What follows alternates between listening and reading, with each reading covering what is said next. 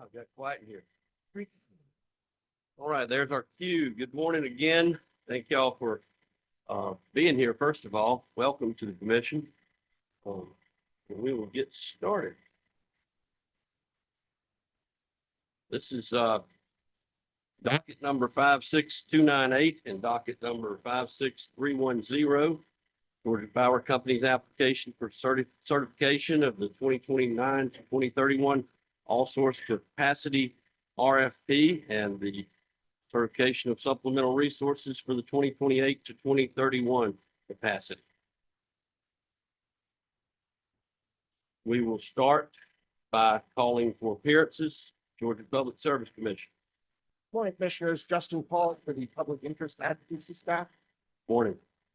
Georgia Power Company. Good morning, Commissioners. Allison Fryer, Steve Hewitson, and Brandon Marzo on behalf of Georgia Power. Georgia Association of Manufacturers. Good morning, Mr. Chairman. Clay Jones on behalf of GAM. Morning, Mr. Jones. Georgia Interfaith Power and Light.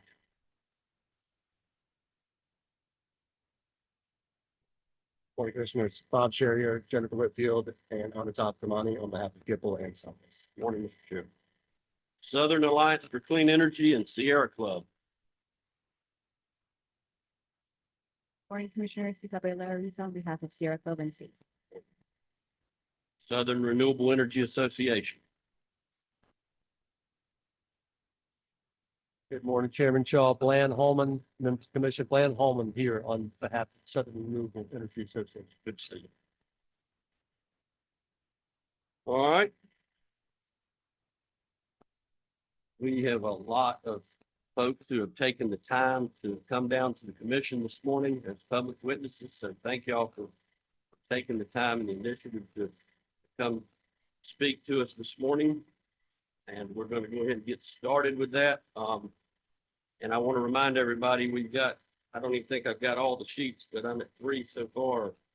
And so we do have a hearing to get to. So we would love to just listen to you all day, but we're going to limit y'all to 3 minutes each, and you'll be up on the board. You'll be able to see the time. So if you could please help us by speeding things along by following that, we would greatly appreciate it. But thank you for being here. We're going to start going down the list with Lorraine Cochran Johnson.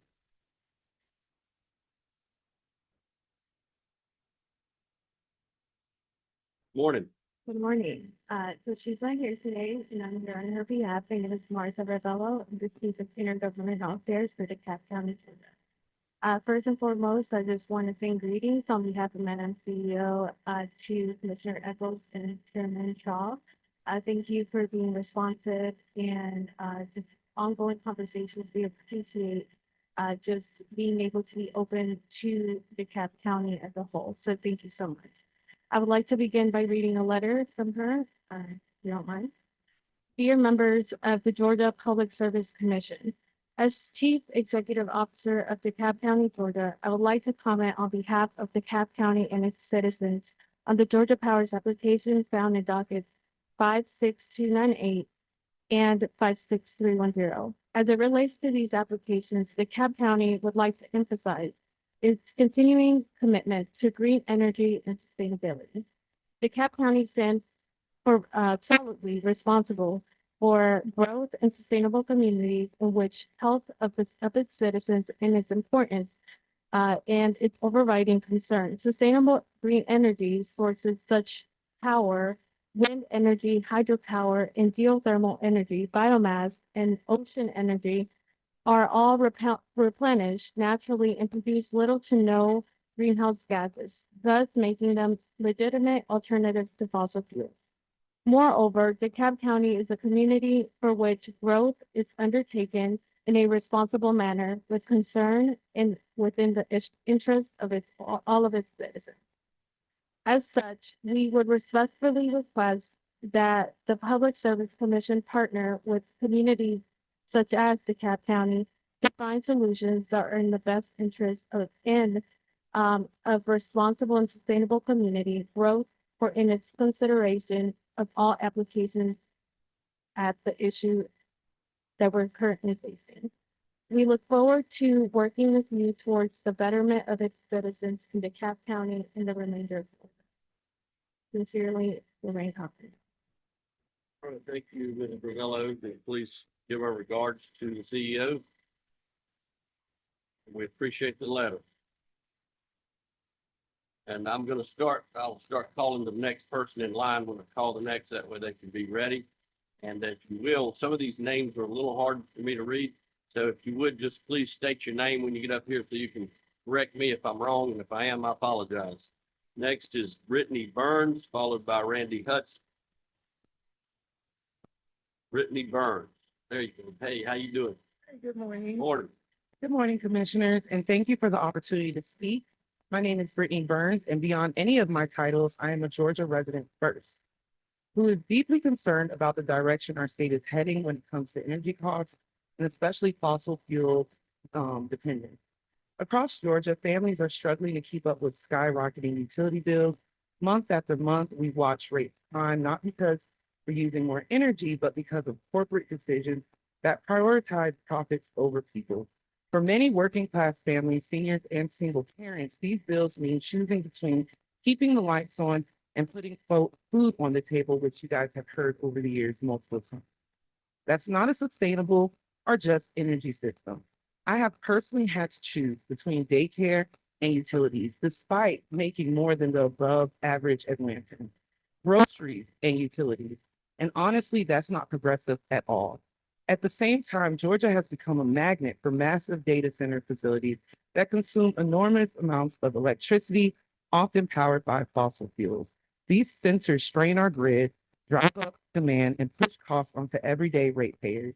Meanwhile, the companies behind them receive tax breaks and favorable deals, leaving Georgians to foot the bill and bear the environmental consequences.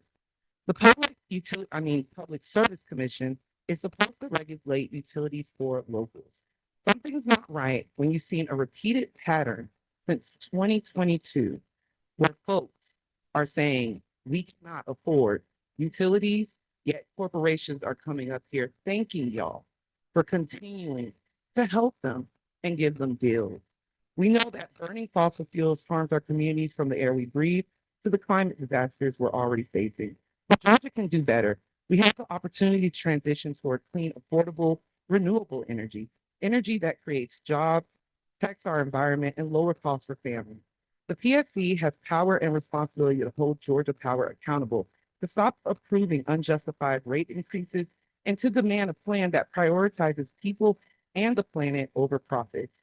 I urge you to stand with all the people of Georgia, not just the corporations, draining our wallets and polluting our communities.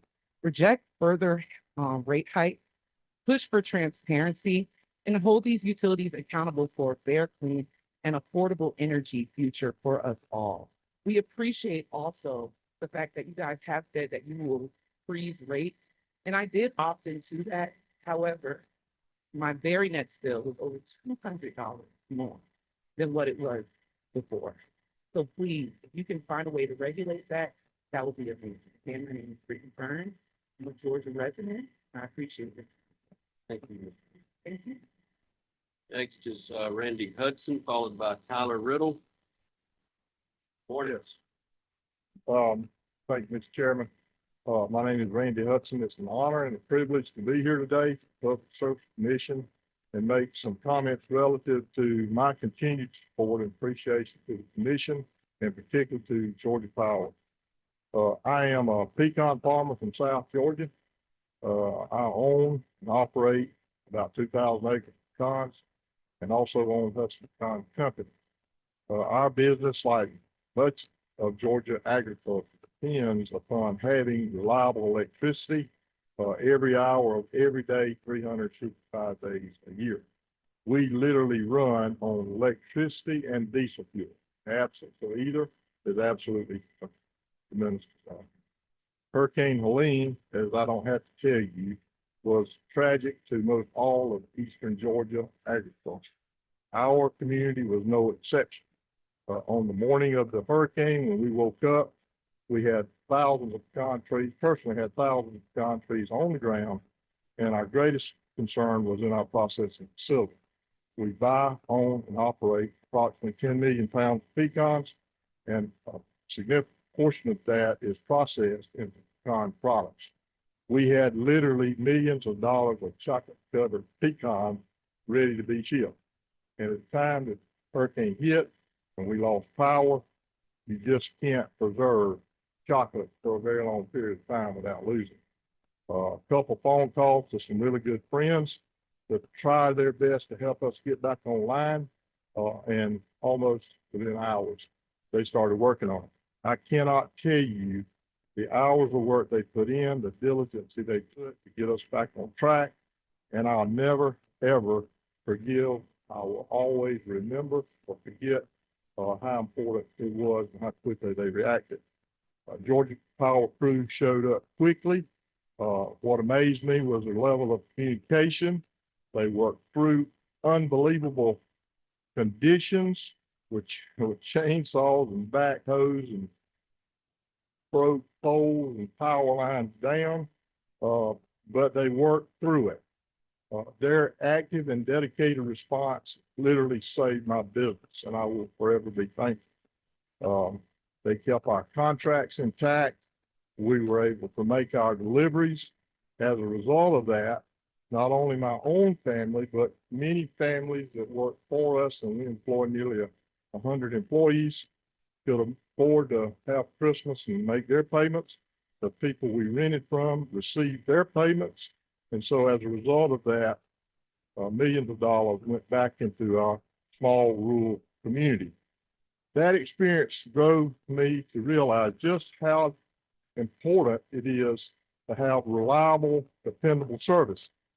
I would end by simply saying this: Georgia needs renewables, but we also need dependable service. We need dependable distribution. We need reserve light poles, power lines, transformers, whatever is necessary in order to do that.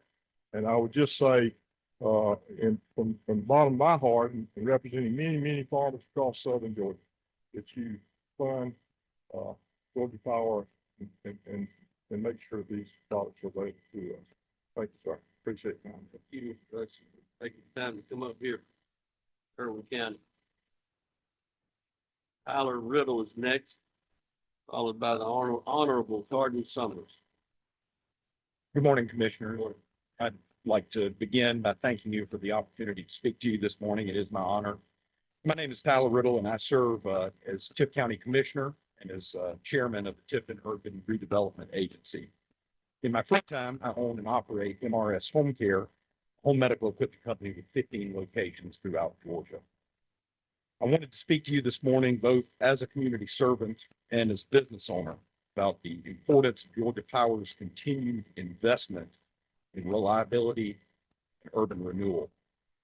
In downtown Tifton, we are in the middle of a major revitalization effort, bringing back life, legacy storefronts, improving housing, and creating a business environment that entrepreneurs want to invest in.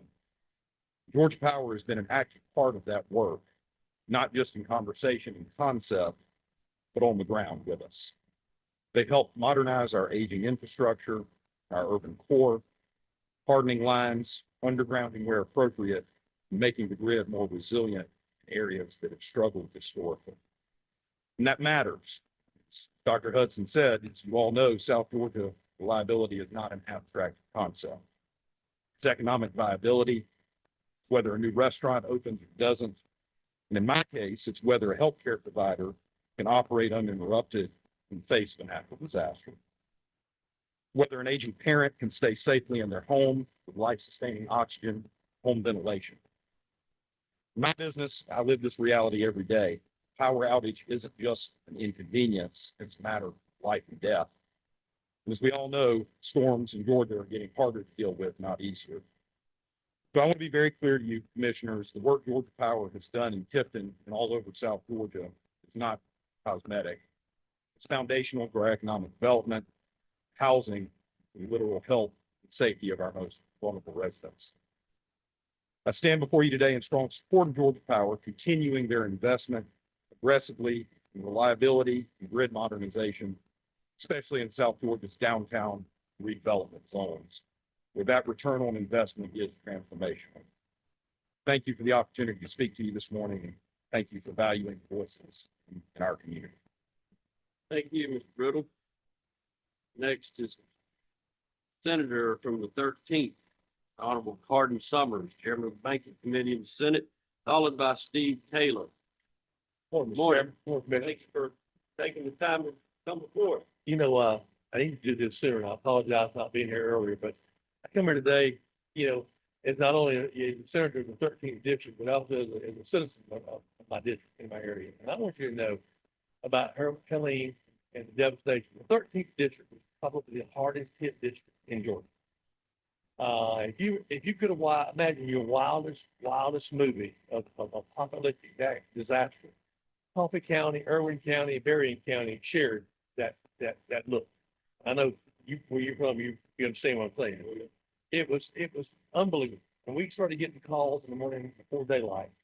People were trying to explain to me what was going on, and you could not visually understand what they were trying to say until you put yourself in their spot. You couldn't get to the towns. You couldn't drive to the towns. The only way you could get into a community is walk, literally. And there was trees down every 3 feet on cross roads for miles and miles and miles. Every power was down, everything was down. And I immediately knew that nursing homes, hospitals that couldn't be, we had Coffee County Hospital, they had to have fire department come squirt water in the chillers just to keep the air moving in the hospitals. The generators could not keep up. And I immediately started calling my contact for Georgia Power, and I want to, give a shout out to a gentleman named Don Porter, who has always been immediately trying to help. And they immediately prioritized certain areas in our communities. And Georgia Power came in and, like Mr. Hudson just said, with chainsaws, anything they could find, and started making way in these roads for people to get by. It was the most devastating thing you'll ever imagine. But when Georgia Power came to the rescue and put up thousands of poles, thousands of poles, these nursing homes, these assisted living homes, these hospitals where people can, be seen at the doctor's offices, they got them back online. They got them back online 24 hours a day. We had people in our representatives, you probably know them, McDonald's son. They were bringing food down, massive amounts of food just to feed these linemen and feed these people trying to help make a difference in our community. And I think it was time to come give Georgia Power a shout out for what their workers. I mean, their workers made all the difference in the world. They didn't go home. They slept there in their trucks. They took a nap when they could, and they worked 24/7. I know you guys know that. And Georgia Power needed to shout out to this. And I want to come by and say a special thanks from my district, which is a massive district. I like to tell people I start in Crisp County and go almost to Miami, Florida. It's a huge, huge district. And, when up here, when most senators can half Gwinnett County or a portion of Gwinnett County, I cover 9 big major counties. And when I tell you they're big, they're huge counties. One county is 73 miles from end to end, as you well know, Worth County. And but when the hurricane came through and it shifted and twisted at Valdosta, I'm embarrassed to tell you, when I woke up that morning in Crisp County, we didn't have a leaf down in our yard. And we thought we were going to be devastated, but everything basically to the east of us was in total disarray. And I just want Georgia Power to know how much I appreciate the workers, people, the corporate people, and the time they put in to make it happen and get us back online. They need to know that. Especially those linemen. Absolutely. The lines of the workers. Thank you so much, guys. Thank you for what you do. Appreciate you. Thank you, Senator. All right, Steve Taylor, followed by Peter Olson. Thank you, commissioners, for having us this morning. I'm the sole commissioner in Bartow County. It's the largest county in the country with the sole commissioner. And I'm here to represent those citizens in our community that use a lot of power. We're a pro-business community. If there's a pro-business community in Georgia, I think you'll look at Bartow and you can say you're it. But we have, just for instance, a couple of big companies that's located in Bartow County in the past couple of years that employed 6,000 people. Both of those companies are big power. But those 6,000 people are going to make a higher than average wage in Bartow County. It's important to the blue collar folks in our county that that's making an hourly wage, that's willing to get training, and that, we depend on those companies, and those the companies depend on Georgia Power. Plant Bowen is one of the largest, power plants in the eastern part of the United States, and it sits right there in Bartow County. Plant Bowen employs a lot of people. It's important to our local community as far as wages, good benefits, and they are great corporate citizens. I've been a commissioner for 13 years, and I've never had a corporate citizen as great as Georgia Power. You turn around and somebody's in that room, a charity, the local chamber, they're always there to support us. I'm speaking, I know we're talking about expanding Plant Bowen, but I'm speaking about a company that cares about the community too. And so just on behalf of Bartow citizens, we know that Plant Bowen needs to expand. Someone spoke about data centers. We've approved 4 already. There's another application coming. I'm personally not afraid of data centers. I've done as much research, I think, as almost anybody. They're not noisy. No, social media says they are. We require a closed loop system, not much water use at all. If they locate in Bartow, we control the water. It's not they control our water. We control as a local government the amount of water that they use. So they're not going to be big water users if they locate in Bartow County. So I am pro data center because I look at the revenue and I look at the average wage of those jobs. So just on behalf of the citizens of Bartow County, I am pro Georgia Power. They've been a great corporate citizen, and I know that they need to expand that power. Thank you for having us. Thank you, Mr. Taylor. Thank you for your service. Thank you what you do for all the folks in Bartow. Next is Peter Olson, followed by Katie Goble. Good morning, Commissioner Peter Olson. I'm the county administrator for Bartow County. I served Commissioner Taylor for the last 13 years. We appreciate the Public Service Commission and Georgia Power very much.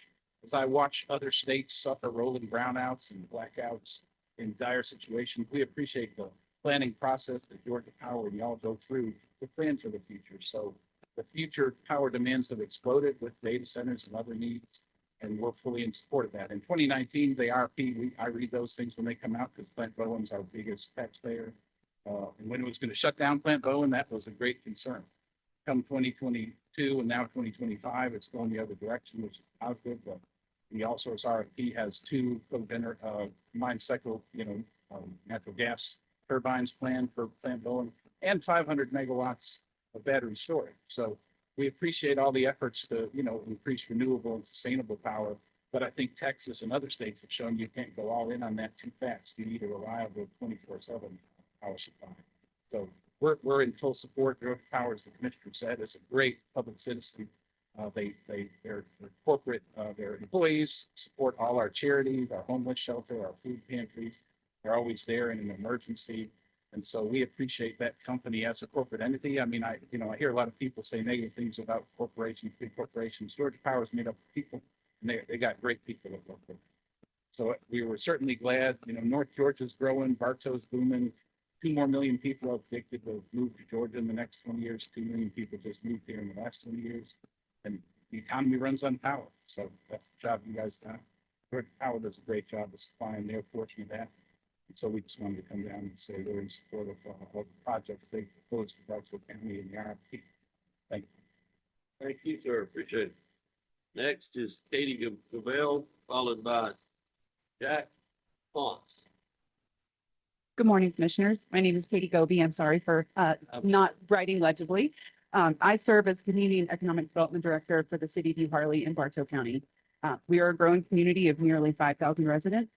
And thank you for this opportunity to speak on behalf of Georgia Power, a company that has long been woven into the fabric of our city.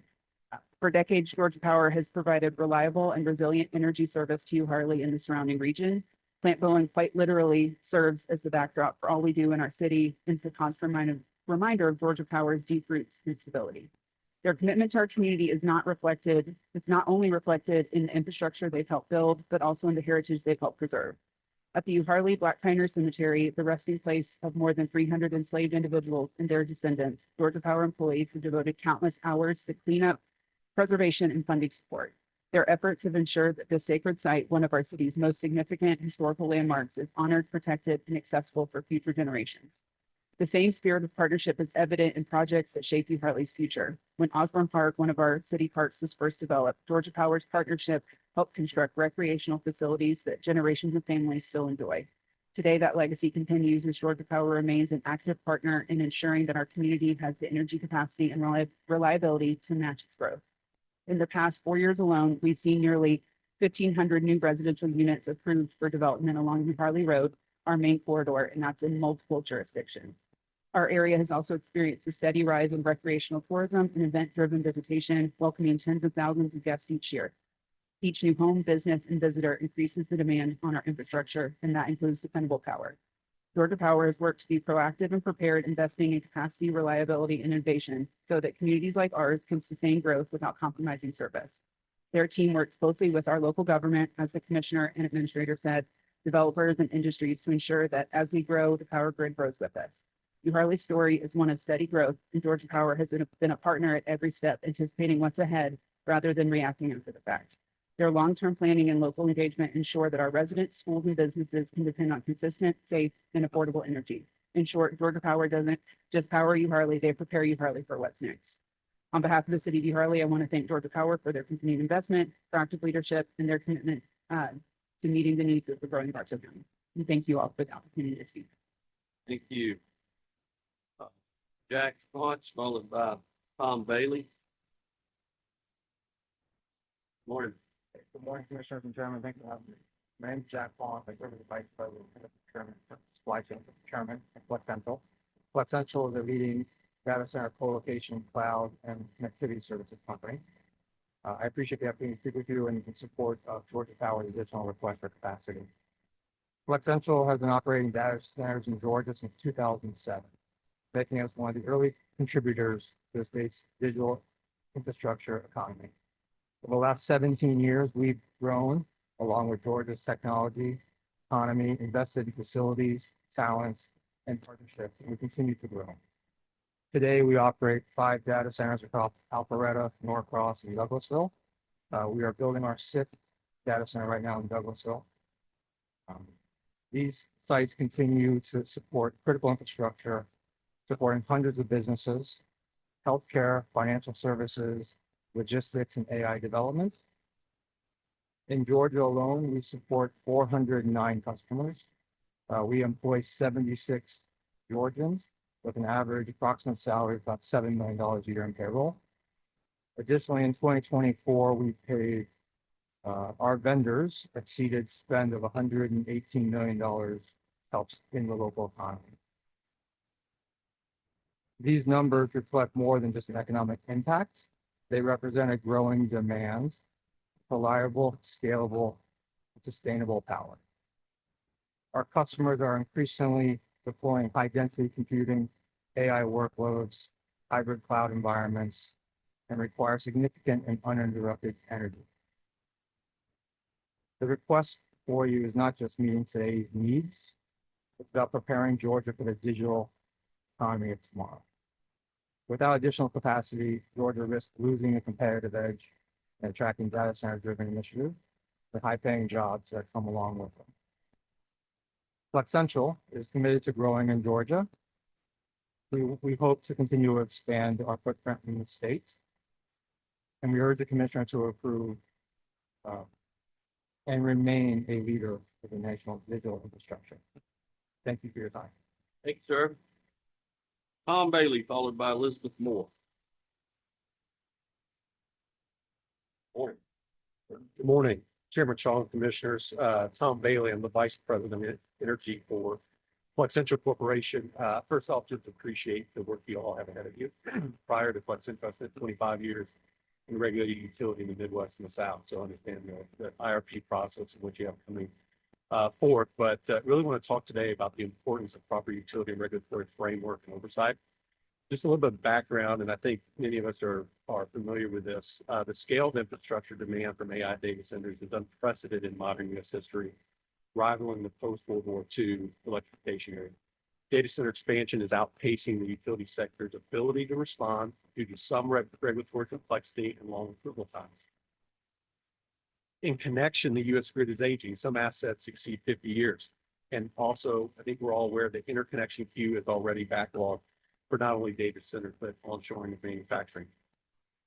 States that maintain proactive regulatory environments include streamlining permitting, accelerating commission approvals, and signaling openness to large load projects will gain a competitive edge. Conversely, states with multi-year approval processes risk falling behind in the race for AI infrastructure investment. Specific to Flexential data centers, we can build our data centers in under 2 years, but some utilities often take 4 or 5 years to deliver new generation and transmission. That mismatch is one of the most challenging realities shaping deployment. Additionally, we also want to ensure proper financial recovery mechanisms which do not overburden or discriminate data centers from the remaining rate base. We believe in paying our fair share, and we do across the U.S. The grid challenge is twofold: one, power generation, and infrastructure investment in transmission and distribution lines. 3 key items for proper growth for regulatory consideration: stabilize the grid, balance the retirement plan for current generation fleets with new generation to ensure proper transition with no impact to spinning mass generation capacity. 2, optimize the grid. Exploring ways to increase megawatt output. This includes integrating backup generation and enhancing load flexibility programs. Also, we would like to consider how do we fast track major transmission upgrades across the region, the state, and the U.S. that adds lines to existing infrastructure without a concern for safety. Finally, grow the grid. Flexential supports the expansion of all forms of generation, provided they are reliable, cost-effective, and safe. In conclusion, for support, we would ask that the key items to support the projected AI growth will require 5 key items: coordinated federal and state action, accelerated infrastructure investment, regulatory reform where applicable, strategic prioritization of regions with scalable energy assets, and finally, proper cost of service and oversight. Thank you so much for having us today, and really appreciate your time. Thank you, Mr. Bailey. Elizabeth Moore, followed by Lizanne Moore. I think that Lizanne and I are the same. That's but Lizanne is my other name. Oh, it was on your twice. Sorry about that. How are you this morning? I'm good. I'm good. Thank you. Thank you for having us here. I appreciate it. I have concerns about data centers, and I also have concerns about electric generation. First off, I would like to thank Georgia Power as a citizen and associate with citizen for consistently doing their job. We do appreciate it. Concerning the data centers, many of them, including Amazon, have green policies in place within their companies. I would like to see them uphold those green policies and use renewable energy whenever possible. The data centers are huge rooftops that would be extremely good for solar power and would reduce the load on the community. Also, I'd love to see the PSC follow the example of Texas and allow for power cutoffs of data centers during weather emergencies. That would be really helpful to surrounding communities and the continuation of providing power to them. And I've been up here talking about this before. I would like to see our state remain competitive and relevant going into the future. And one of the ways we do that is to expand our use of renewables. It helps to keep our population healthy. It helps to keep our economy healthy.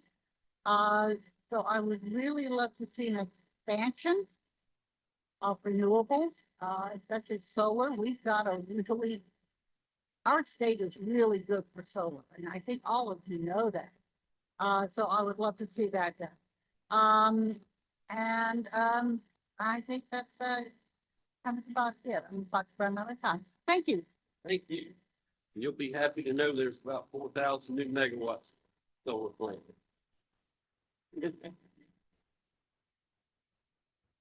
Laura Furman,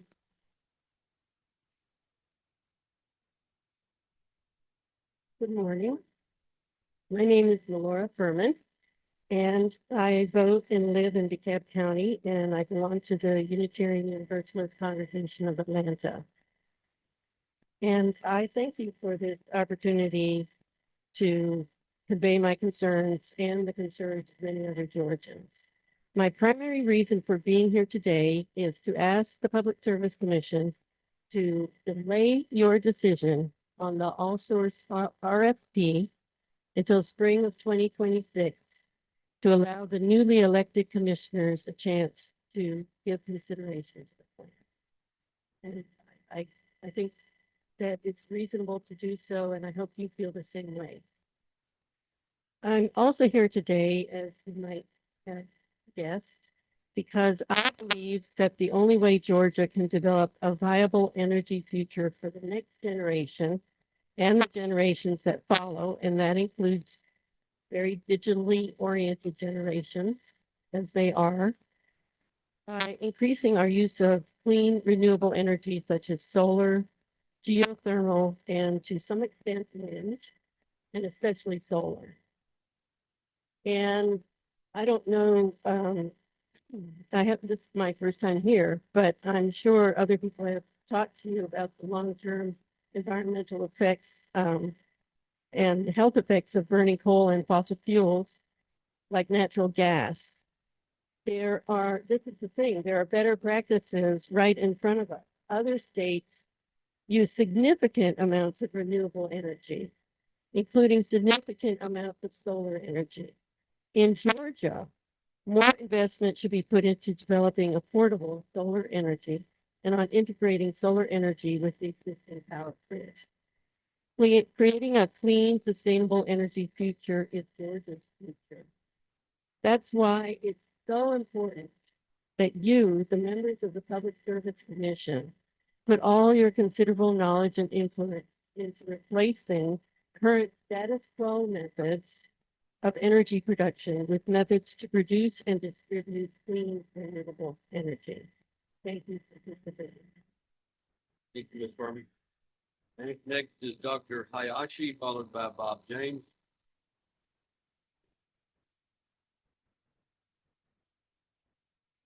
Good morning, Mr. Chairman, Commissioners, and staff. I'm Dr. Conrad Hayashi. I'm a prior Navy captain. I've been a Georgia resident and here in DeKalb County since 2008 after completing my military service. And basically, I am here to express strongest concerns and objections by my family, myself, as well as a number of our friends regarding the proposed charges by Georgia Power to increase its rates and fees. Basically, I've voted libertarian at different times.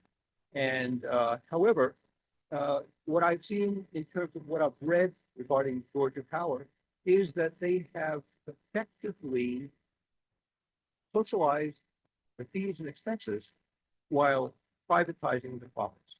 And this includes the request for an excessive $15.7 billion rate and fee increase, which I have to say that when the PSC approved of a roughly 12% profit margin, including on things that are cost overruns, that's not exactly, having a pure cost plus option is not at all efficient.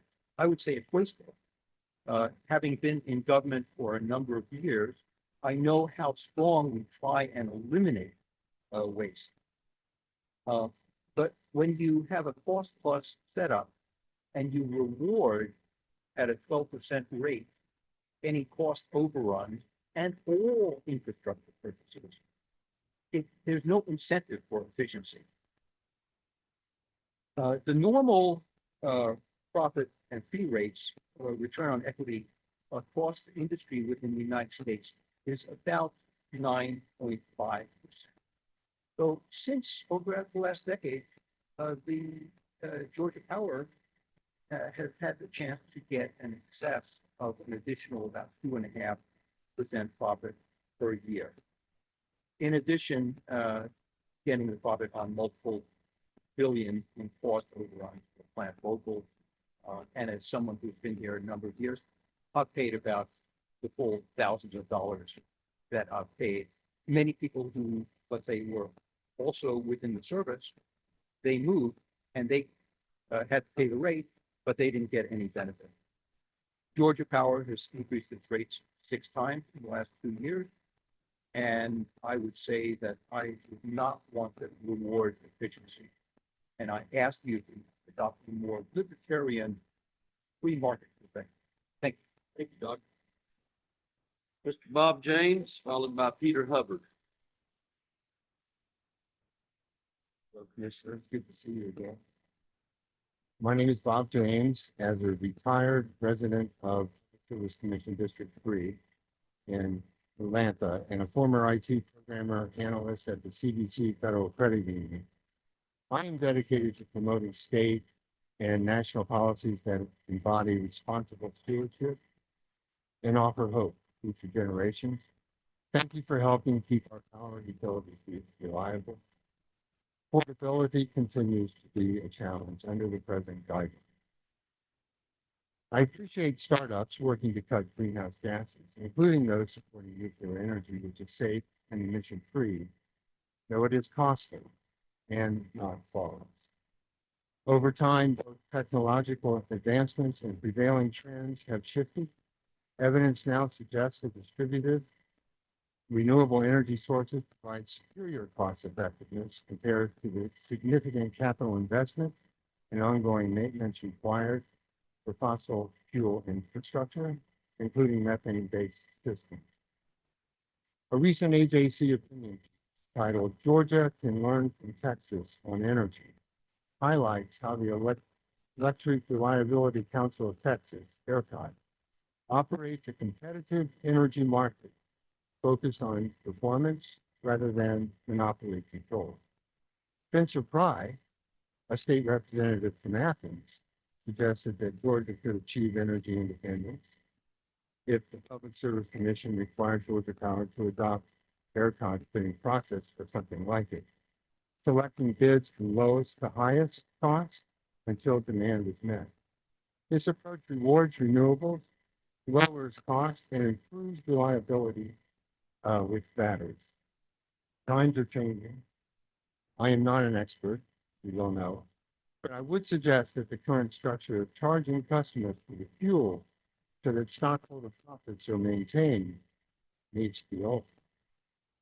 Should state law be amended, or can a determined public service commissioner advocate for consumers by challenging current structures to enable cleaner, more affordable, and reliable energy as storage options, especially emerging ones like compressed air and batteries, become increasingly cost effective?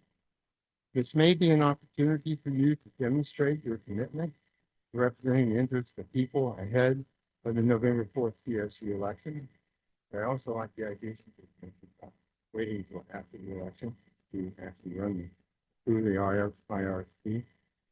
With all due respect, though, I urge you to realize when it comes to affordability, we cannot afford to delay removing greenhouse gas emissions and lowering costs for our fellow customers, as especially with equipment. Thank you. Thank you, Mr. James. Good to see you. Peter Hubbard, followed by Scott Preston. Morning. Good morning, Chairman. My name is Peter Hubbard, and in this Public Service Commission hearing for dockets 56298 and 56310, I rise to speak with grave concern regarding this massive, costly, and unnecessary expansion of fossil fuel power plants, mostly to serve data centers. Total cost of this profligate expansion is more than $21 billion when including construction work in progress. That amount is 3 times what Georgia Power Company added to our power bills with the expansion of Plant Vogtle. And the company is asking for certification now instead of when these projects are completed so that these costs can be shifted as soon as possible onto the backs of hardworking Georgians, mostly to serve data centers. Our power bills have skyrocketed as a result of the flawed decisions made here at this commission. Approving these costly fossil fuel power plants would be yet another flawed decision that further increases residential power bills, mostly to serve data centers. Just last year, Georgia Power Company said that the average residential bill would decrease by $3 per month. Before that, the company promised that Plant Vogtle, the expansion, would lower what we pay for power. Instead, the average Georgia Power Company bill increased by more than $50 per month. This commission then locked in those high bills with a so-called rate freeze. But you see, people pay bills, they don't pay rates. And we remember these broken promises every month when we pay a power bill that looks increasingly like a car payment or even a mortgage payment, mostly to serve data centers. Now the company is extending the life of money-losing coal plants to 2040, extending the life of harmful gas-fired power plants to 2050, and building brand new fossil gas-fired power plants that they intend to operate for the next 40 years, mostly to serve data centers. The people of Georgia are crying out for relief. They are being crushed under the weight of skyrocketing power bills and unnecessary fossil fuel power plants that poison our people and our planet, all so that the profits may flow to the power company as they serve data centers. This is not the Georgia Power Company Service Commission, nor the Data Center Service Commission. This is the Public Service Commission. We, the people, implore you to serve the public interest and reject these harmful fossil fuel power plants in favor of low-cost, very reliable solar, batteries, load management, and other solutions that will truly lower power bills. You have a choice, commissioners. Please use your power wisely. Commissioner Shaw and Commissioner McDonald, I know that you have the capacity to do the right thing for the people of Georgia, and I look forward to working with you to lower our power bills. Thank you. Next is Scott Presson, followed by Neil Tiller. Morning. Good morning, Commissioners. I appreciate the opportunity to comment today. We have exceeded the planet's capacity to absorb excess emissions from our burning of fossil fuels from the historical upper level of 350 parts per million that it had existed for at least 3 million years. We are now at about 420 parts per million. This is warming the planet, its atmosphere, and ocean. It was recently announced that we have exceeded one of the tipping points that scientists have warned us of. This tipping point is the coral reefs in the ocean that are hubs of marine life. The majority of heat from burning of fossil fuels has been absorbed by the ocean, and the absorbed the carbon dioxide has also increased the acidity of the ocean water, damaging marine, plant, and animal life. Disasters across the globe and here in the U.S., such as Hurricane Helene, flooding in areas such as rural Alaska, wildfires in LA, wiping out Pacific Palisades, a beautiful area I once visited as a child, threat of extreme heat, and sea level rise. To me, there is no safe haven anymore here in the U.S. and beyond when it comes to global warming. We need an orderly transition to truly clean renewable energy on an accelerated schedule. I understand we can't stop the continued flow of greenhouse gases into the atmosphere and oceans in short order, but we can do a lot to reduce how much we are adding to the problem every day. The more we add, the more someone in the future will pay the suffering for health and trying to deal with the costs of pulling the greenhouse gases out of the atmosphere, and as well as paying for disaster relief and rebuilding. I'd like to see the state of Georgia show leadership in joining other states in accelerating the transition to clean renewable energy. Under the proposed RFP and supplemental, I think we have other better ways to generate electricity that others have mentioned. Solar and battery storage are cheaper, can be built faster. Other efforts would include grid enhancements, wind power, distributed energy, geothermal, virtual power plants, etc. I recommend the PSC not approve the continued use of the coal plants and not approve the building of new methane gas generation or burning plant. Later is too late. Let's stop adding to the problem daily. Thank you for allowing me to comment. Yes, sir. Thank you. Neil Hellier, sorry about that, followed by Marquis Solomon. Morning. A lot of people get it wrong. Good morning, commissioners, and thank you for the opportunity to speak. My name is Reverend Neil Tellier from Hepzibah, Georgia. I'm with the Georgia Poor People's Campaign and the Nonviolent Medicaid Army and pastor congregation who are struggling to pay their power bills. While I myself am not a Georgia Power customer, I am still affected by the choices made in this room. Public Service Commission doesn't just set rates for one company, it shapes the energy future for our entire state. When the PSC approves massive new plants for billions in infrastructure, every Georgian feels it. Through higher costs,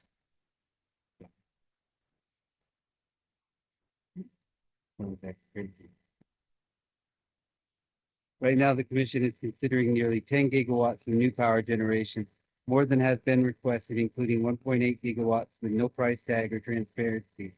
These projects aren't about meeting the needs of ordinary Georgians. They're about serving big tech companies, data centers, drain local resources, using up to 5 million gallons of water a day, and they won't build where that need can't be met, while Georgia only gets 24 cents back for every dollar in tax. And I'll say this plainly, I find it disingenuous to open up a meeting with the word of God and prayer while putting such a heavy load, such as adding $500 a year on average to what was an already high electric bill on the least of these. Faith without justice is hollow. If we invoke God's name in these chambers, then our decisions should reflect God's concern for the poor, the vulnerable, and those struggling just to keep the lights on. We need the PSC to say no to unnecessary expansion, say yes to affordable clean energy, and to demand transparency so the public isn't left paying for corporate growth. Georgia needs investment in solar, battery storage, and efficiency, not more giveaways. Whether we live in Atlanta, Albany, Hepzibah, or rural North Georgia, we all want the same thing: safe, reliable, affordable power that sustains our homes and our future. It's time for the PSC to use its power for the people, not the powerful. Thank you, committee, for taking the time to listen. Sure, thank you. Marquis Solomon, followed by Ronnie Andrews. Good morning. Good morning. My name is Marquis Solomon. I'm from Fort Valley, Georgia. That's in Peach County. Thank you all for the opportunity. I'm the son of an aging mother on a fixed income. I'm the father of 2 boys for whom I'm struggling to save as much of this planet as I can. I'm also a veteran and the grandson of a Southern pecan and watermelon farmer. And I'm here to speak to you today about the importance of supporting clean and renewable energy. Delaying support for low fuel cost renewable forces Georgia to rely more heavily on fossil fuels, particularly natural gas. Since the cost of natural gas fluctuates sharply with global markets and is passed directly to the consumers, citizens face higher and more volatile monthly electricity bills compared to systems powered by zero fuel cost wind and solar. And we as a society are struggling right now to hold on to every penny that we have. We should not have to choose between having heat and having heat. Plus, coal and other fuels are dirty. We residents of rural Georgia have a bad history with dirty power plants. Georgia needs clean energy management. Slower adaptation of clean energy means power generation continues to release higher levels of pollutants from burning fossil fuels. These increased air pollution contribute to higher rates of respiratory illnesses such as asthma, cardiovascular diseases, and premature deaths, particularly in frontline communities and our rural areas. Lastly, it seems that being able to put on a suit and tie and stand up here and thank bigger companies if they would do that, and give them their support is thing that we should do. And I'm all for giving credit where credit is due. It's okay for us to support those companies. But I'm more happy that the Public Service Commission supports the public. And I appreciate that. So I'm urging you to increase your efforts to transition Georgia to clean renewable energy, specifically wind and solar, to deliver lower, more sustainable utility bills for all Georgians. Thank you for your time. and your service. Have a good day. Thank you for taking the time to come up to Beach County. Home of the original New Way Wieners.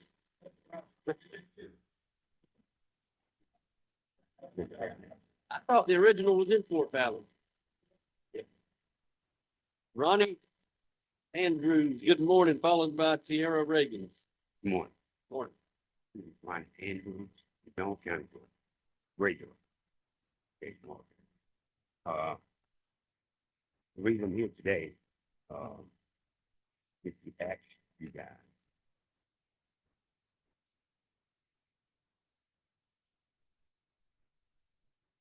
Is who I see every day. You feel aging on the right, when the truth comes. And we deal with low income every day. They call us. We don't go to those folks' house trying to get money out of it. They call us because they got age. They need money. And one thing that they all have, the energy bill. The other things, groceries, healthcare, all the personal. But when I did that, and I deal with these people every day, I'm in every day. You got a old lady, it could be 65 degrees outside. They still burning it. Because if they cold, they bones be cold, they can't do them daily tasks. So they need this more than anybody. When you sit down and you look at their phone. Now I'm here to ask you guys for one thing. First of all, thank you for this. I know you got busy. I know you have tough decisions to make. But these people have tough decisions to make almost every day. 6 degrees, still burning to keep your bones warm. So they can do the daily task. These people have $400, $500 energy bill. Now, I don't know what we can do to reduce those meal rates so these people can have a break.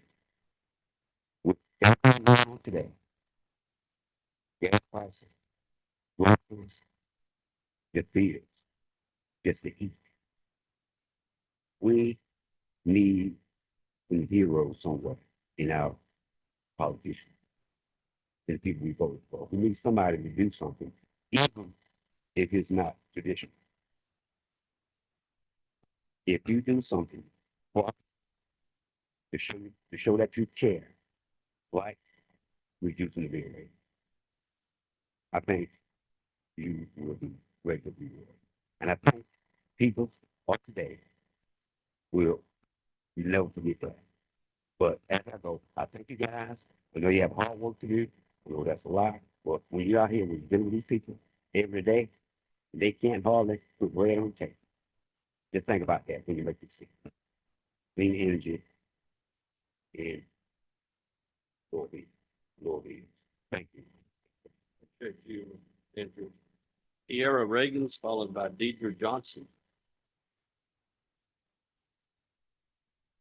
Morning. Greetings, Grand Rising Public Service Commission and the community at large. I am Tierra Reagans, a member of 9 to 5 and a resident from East Albany, DeKalb County. I'm here to talk to you about the rising cost of utilities in Georgia, but specifically my community. People in my community are struggling to not only make ends meet, but specifically to pay the light bill. As a working woman and mother of 5 boys, I want to explicitly say the utilities are way too high. My mother, who suffers with sciatic nerve, chose not to retire due to her concern of not being able to pay her light bill.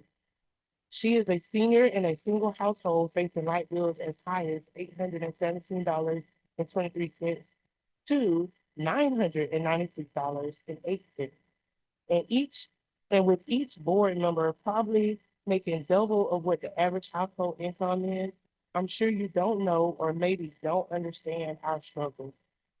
It's hard to understand how this body continues to take action that end up falling on ratepayers, increasing in utilities. Yet the cost of living has increased and minimum wage has not. Due to these increases, families are having to combine their households just to be able to sustain and not be threatened to make ends meet. These are things I want you to know, or expect you to know when making decisions around increasing a bill. I urge you to reconsider the rate increase on the table. Georgia Power is for Georgia Power. Again, Georgia Power is for Georgia Power, but the Public Service Commission is for the public, and we need you to stand up. Thank you for your service, for your time, and for your consideration. Thank you. Thank you. Thank you for coming up from Albany. Deidre Johnson, followed by Deborah Moore. Good morning. Good morning, all. Grand Rising. I greet you from 9 to 5 in Albany, Georgia, Lee County. And I've been listening today, and I'm feeling a certain way, but I'm trying to hold it all in because you guys work for it, and I appreciate it. And I just want y'all to remember that as I speak. I wish for this commission to reduce the increasing cost of utilities in the Albany area. This commission has allowed Georgia Power to increase costs to Georgia families by 33% in just the last 2 years. That's $500 per year. The Georgia Power monopoly skewers 2.8 billion consumers. But, like some of my fellow speakers have said, our costs don't reflect in your revenue. 40% of the earnings above the 11.9% that Georgia Power is allowed is supposed to be refunded. However, they have been allowed to keep 20% of the profit. 40% is to pay for down assets and liabilities. But the state decides how much is passed to consumers. The air pollution from coal-fired power is linked to asthma, cancer. But I guess the 22 billion in profit from 2009 to 2023 matters more than the health of the consumer. The proposed hikes, 37 plus nursing homes and 2 hospitals are expected to close. Just on a personal level and food for thought, seniors are deciding between food, medicine, and life. Seeing how the average salary is $145,000 annually for a commission. It shouldn't take an emergency to show compassion and concern for exhibiting everyday people, unlike profits. I choose people. I thought the Public Service Commission worked for the people and not for profit. But as you are on the board, you have the privilege to regulate utility bills. Please do so. People over profit. Deborah Moore, followed by Lila Meadows.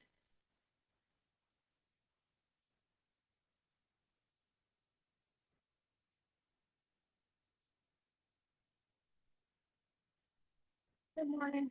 Morning. Myself from here. A little nervous. Time, well, Thank you. I'm a senior citizen. My name is Debbie Moore. I grew up in DeKalb County, but I come from Baldwin. And, I'm with the Allman Brothers. And, that's that. I recently realized that we got a discount. I'm 70, but the discount started going to 65. But I just found out about it when I turned 70. And I appreciate that. It has helped me, some, but not a lot, but it has. But it took 5 years for me to find out about it, and I didn't understand why. But I live in low income housing. I'm a senior citizen, single, widow. I only get $31 for food stamps. My rent's going up next year, doubling what I make, doubling what I make a month. And I'm gonna have to fit in utilities, food, other bills I have for gas, maintenance, my health. I've had 3 heart attacks, I have 4 stents, I have blockages, I have artery issues, and I take over 15 medications. And I would like if y'all could think about the senior citizens. I mean, it's not getting better for us. It's really, it's getting worse for us because as we get older, we do get sicker. We inherited it or whatever. We did bad things, but we're baby boomers. We did bad things in the past or whatever. So, that's probably why some of my health issues are so bad. But anyway, thank you for listening. And we do need some help. I do live in senior housing and we do need some help with some things. I do have to go to food bank stuff. And $31 in food stamps all I do. And rent's good to be half than what I make. So I'm just asking for a little help for the seniors and the people of Georgia. We all need help. Thank you. We got Statesboro Blues, right?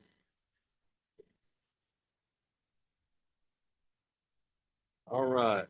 Miss Lila Meadows, followed by Jamel Hill. Good morning.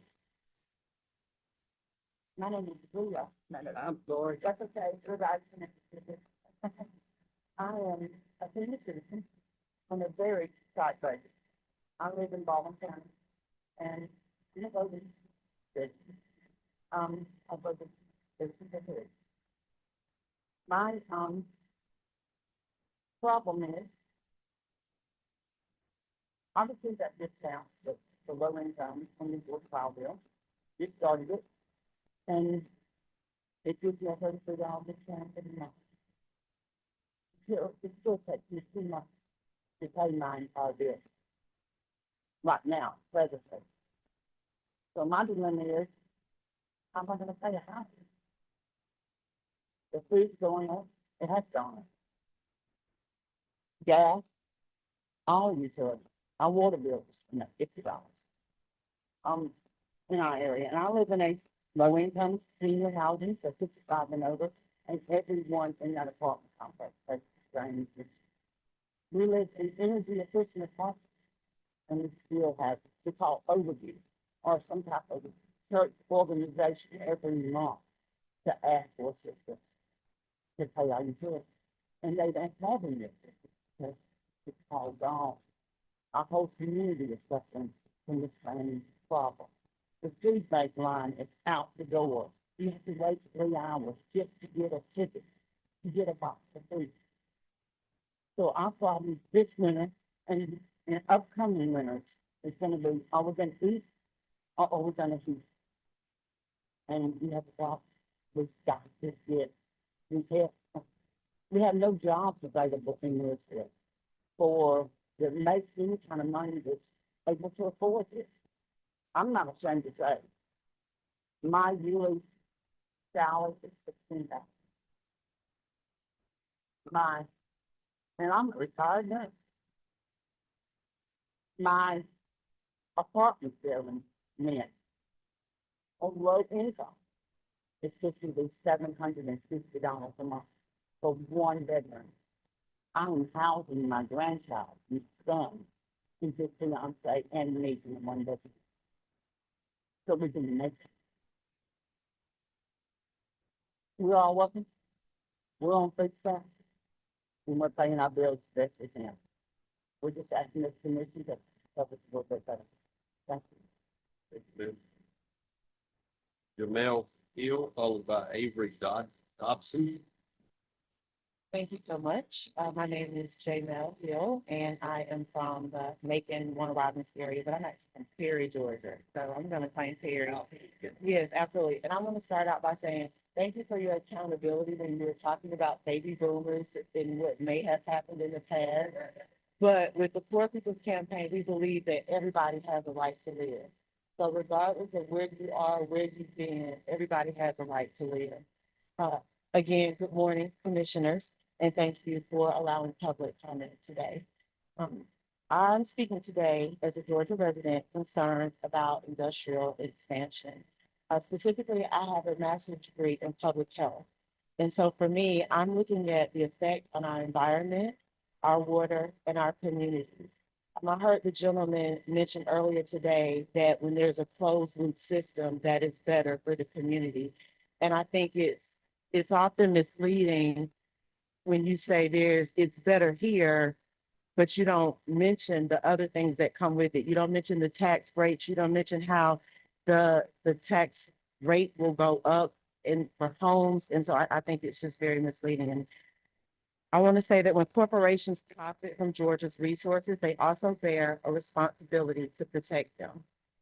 Yet time and time again, we see pollution, groundwater contamination, and increased energy demand with no direct accountability to the people who live with the consequences. And so I'm asking this commission to consider regulations that make companies responsible for restoring what they damage. Not just paying fines or walking away. That could mean installing or funding water filtration systems in affected neighborhoods, providing public water fountains or refill stations where contamination has occurred, offering compensation and community investment where environmental harm or increased energy costs fall on local residents.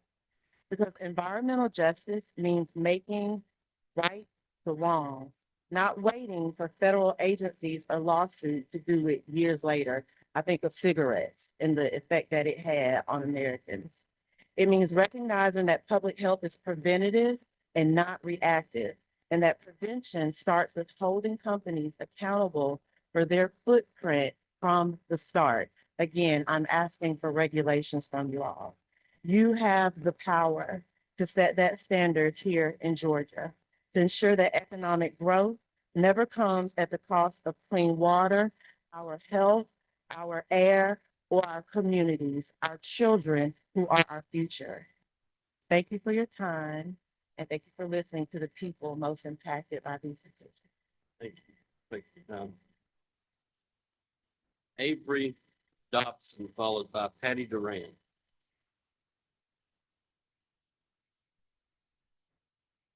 Good morning. I'm Avery Dobson, and I'm here from DeKalb County.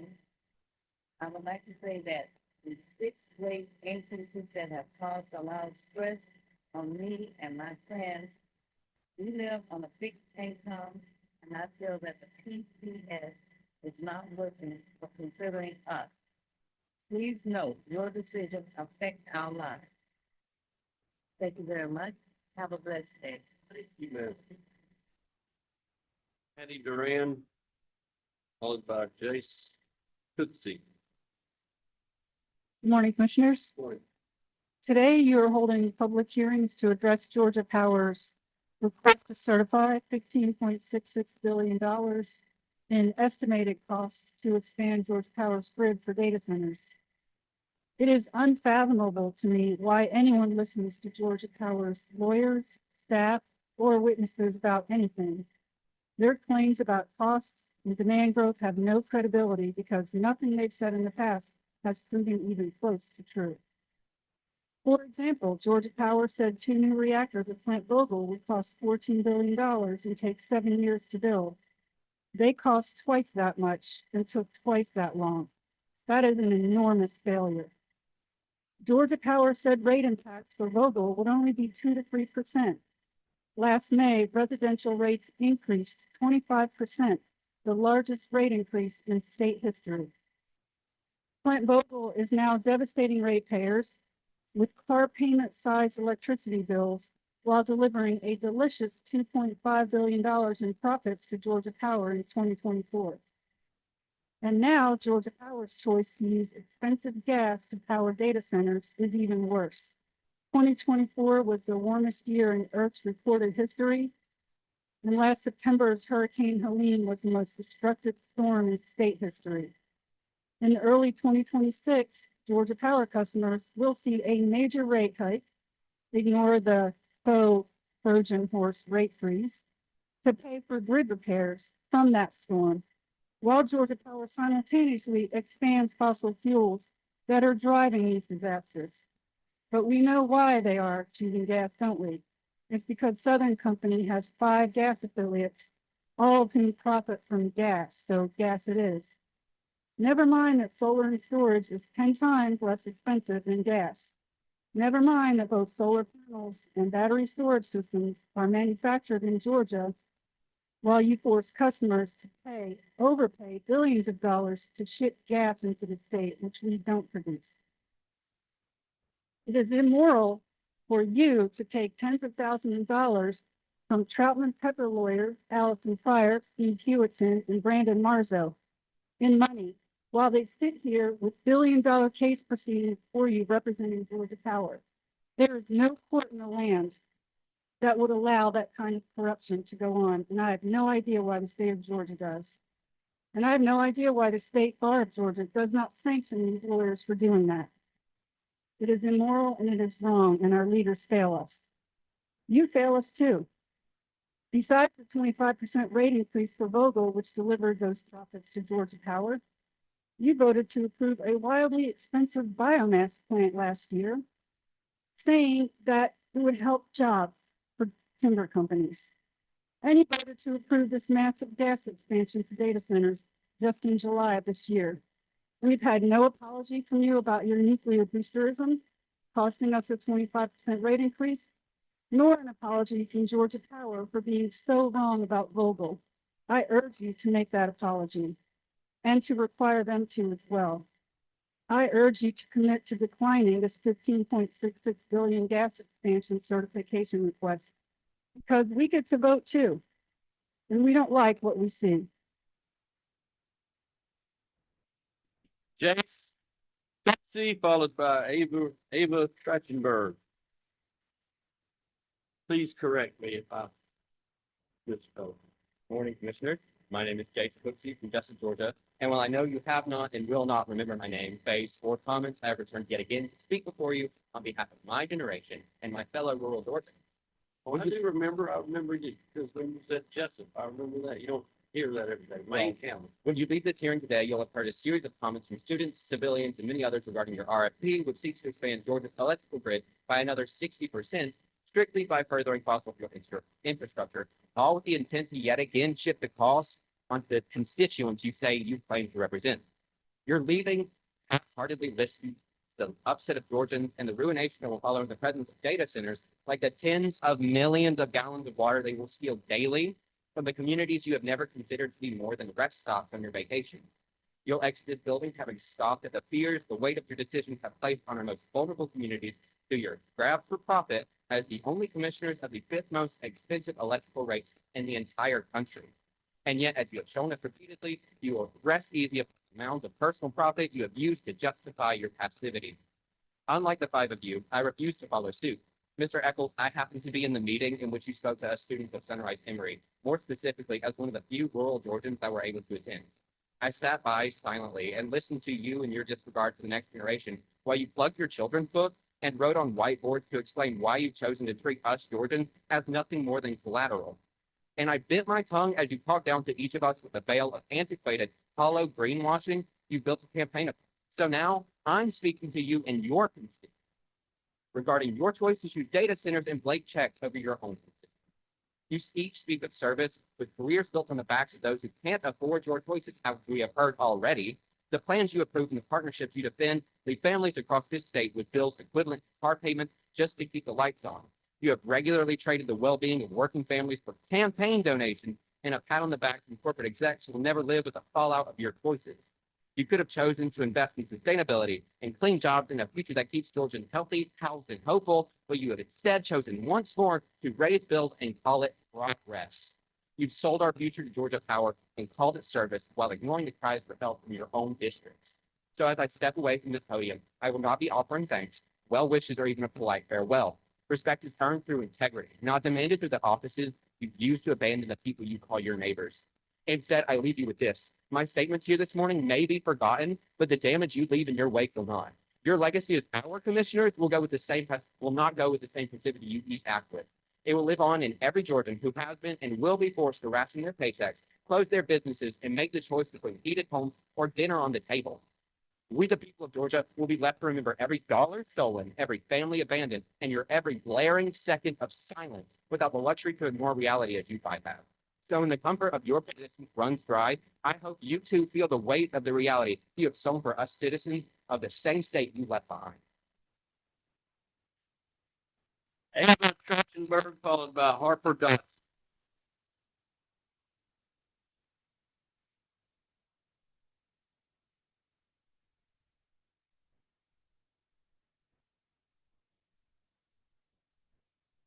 Good morning, everyone.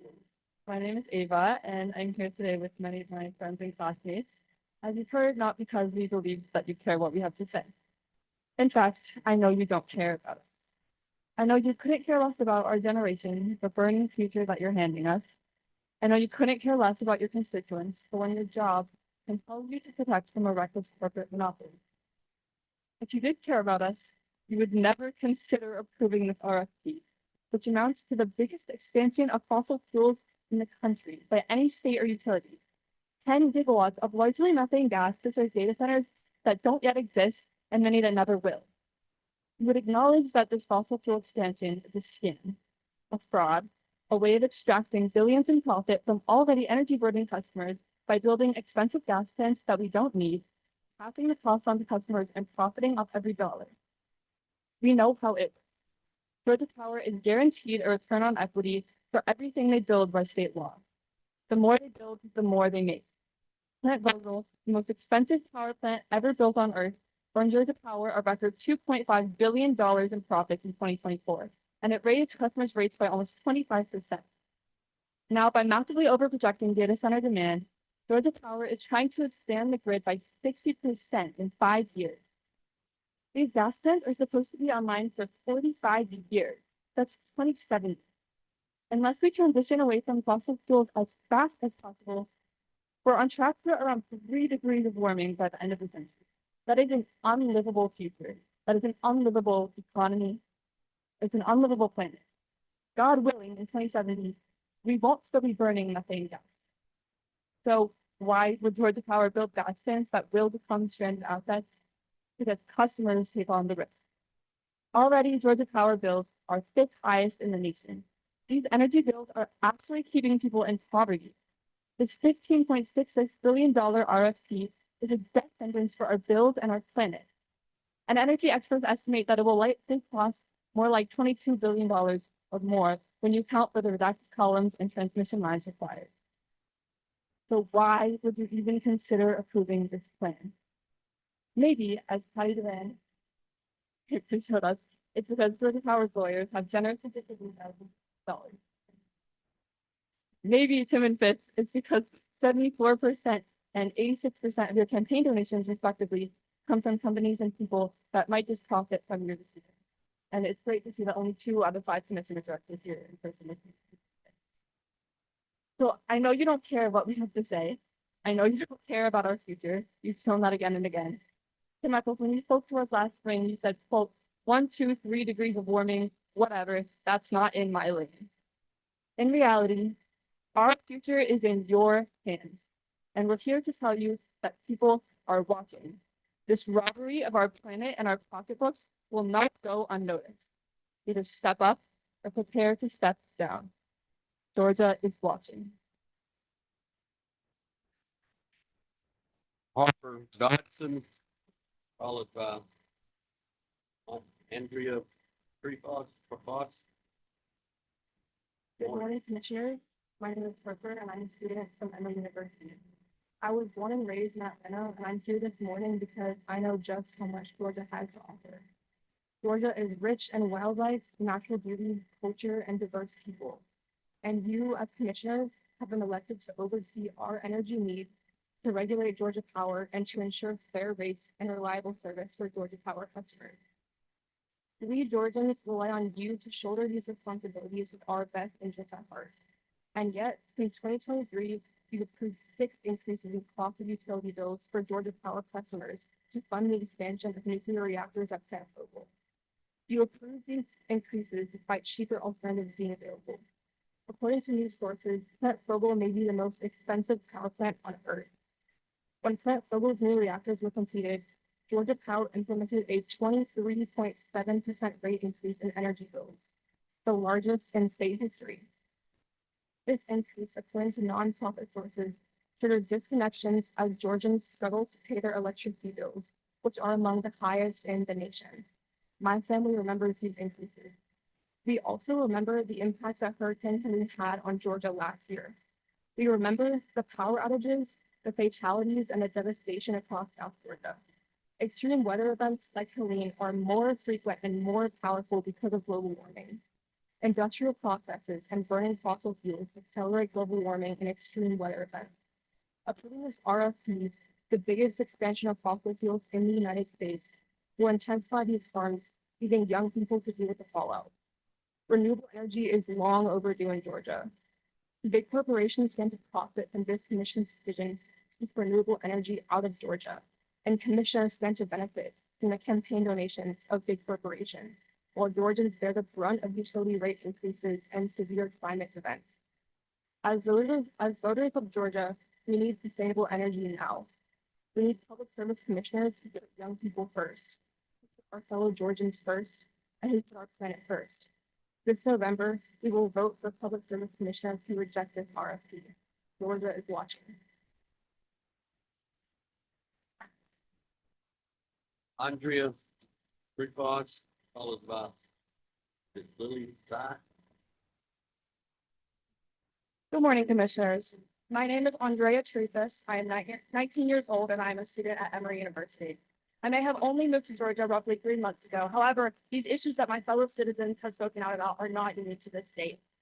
In my neighboring home state of Alabama, Southern Power Company, Georgia Power's parent company, has been hiking up the power bills of working class Americans ever since Alabama's energy systems were consolidated into private hands. Access to reliable power is a necessity, yet at the hands of corporations like Southern Power Company, it's been transformed into a luxury. In 2024, the Southern Power Company monopoly rakes in $4.4 billion with a B dollars in profit. The profits that line their stakeholders' pockets come directly from hiking up our power bills. However, these hikes are not supposed to go unchecked. The Public Service Commission has the duty of approving these very rate increases and regulating power companies, making sure profit machine monopolies do not infringe upon something as essential to everyday life as affordable energy access. I am here today simply to remind you all that this is your job.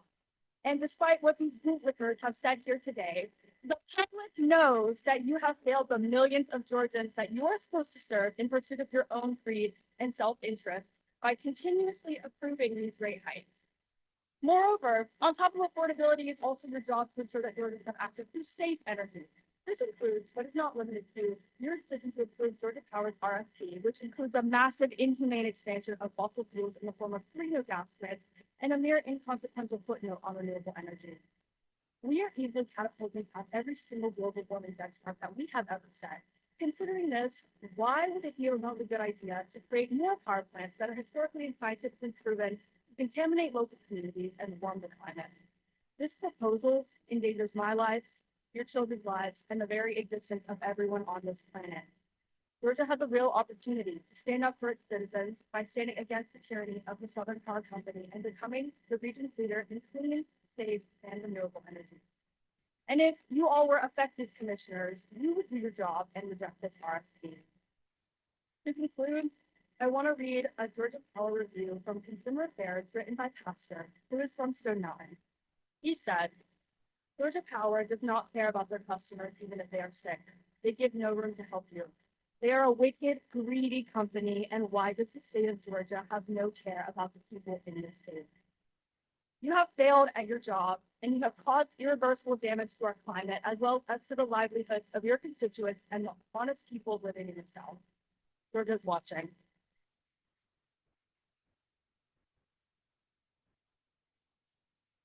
Billy. Good morning, followed by Piper Donch. Good morning, Commissioner. My name is Lily Sears, and I'm here today because I want to remind you of the implications that your action will. I say remind because you know what will happen if you approve the RFP. You know that you're leaving your children to face the consequences of climate change. You know the inevitable increase in energy bills that will follow, and you know that this isn't the right thing. So why are you even considering the RFP anyways? Well, I'd like to point out that the Troutman Pepper Law Firm representing Georgia Power has donated $10,000 to Tim Eccles, $10,000 to Chris Johnson, who isn't here right now, and $15,000 to Richard Clydemore, who should be on Zoom but is not. Since 2023, for these personal gains, you have neglected your duty to keep energy affordable, accessible, and safe for Georgians. Pat Model has already added $7.5 billion to the rate base and increased energy bills by 25%. A further $15+ billion expansion, which is double that of Pat Model, will end affordable energy in Georgia.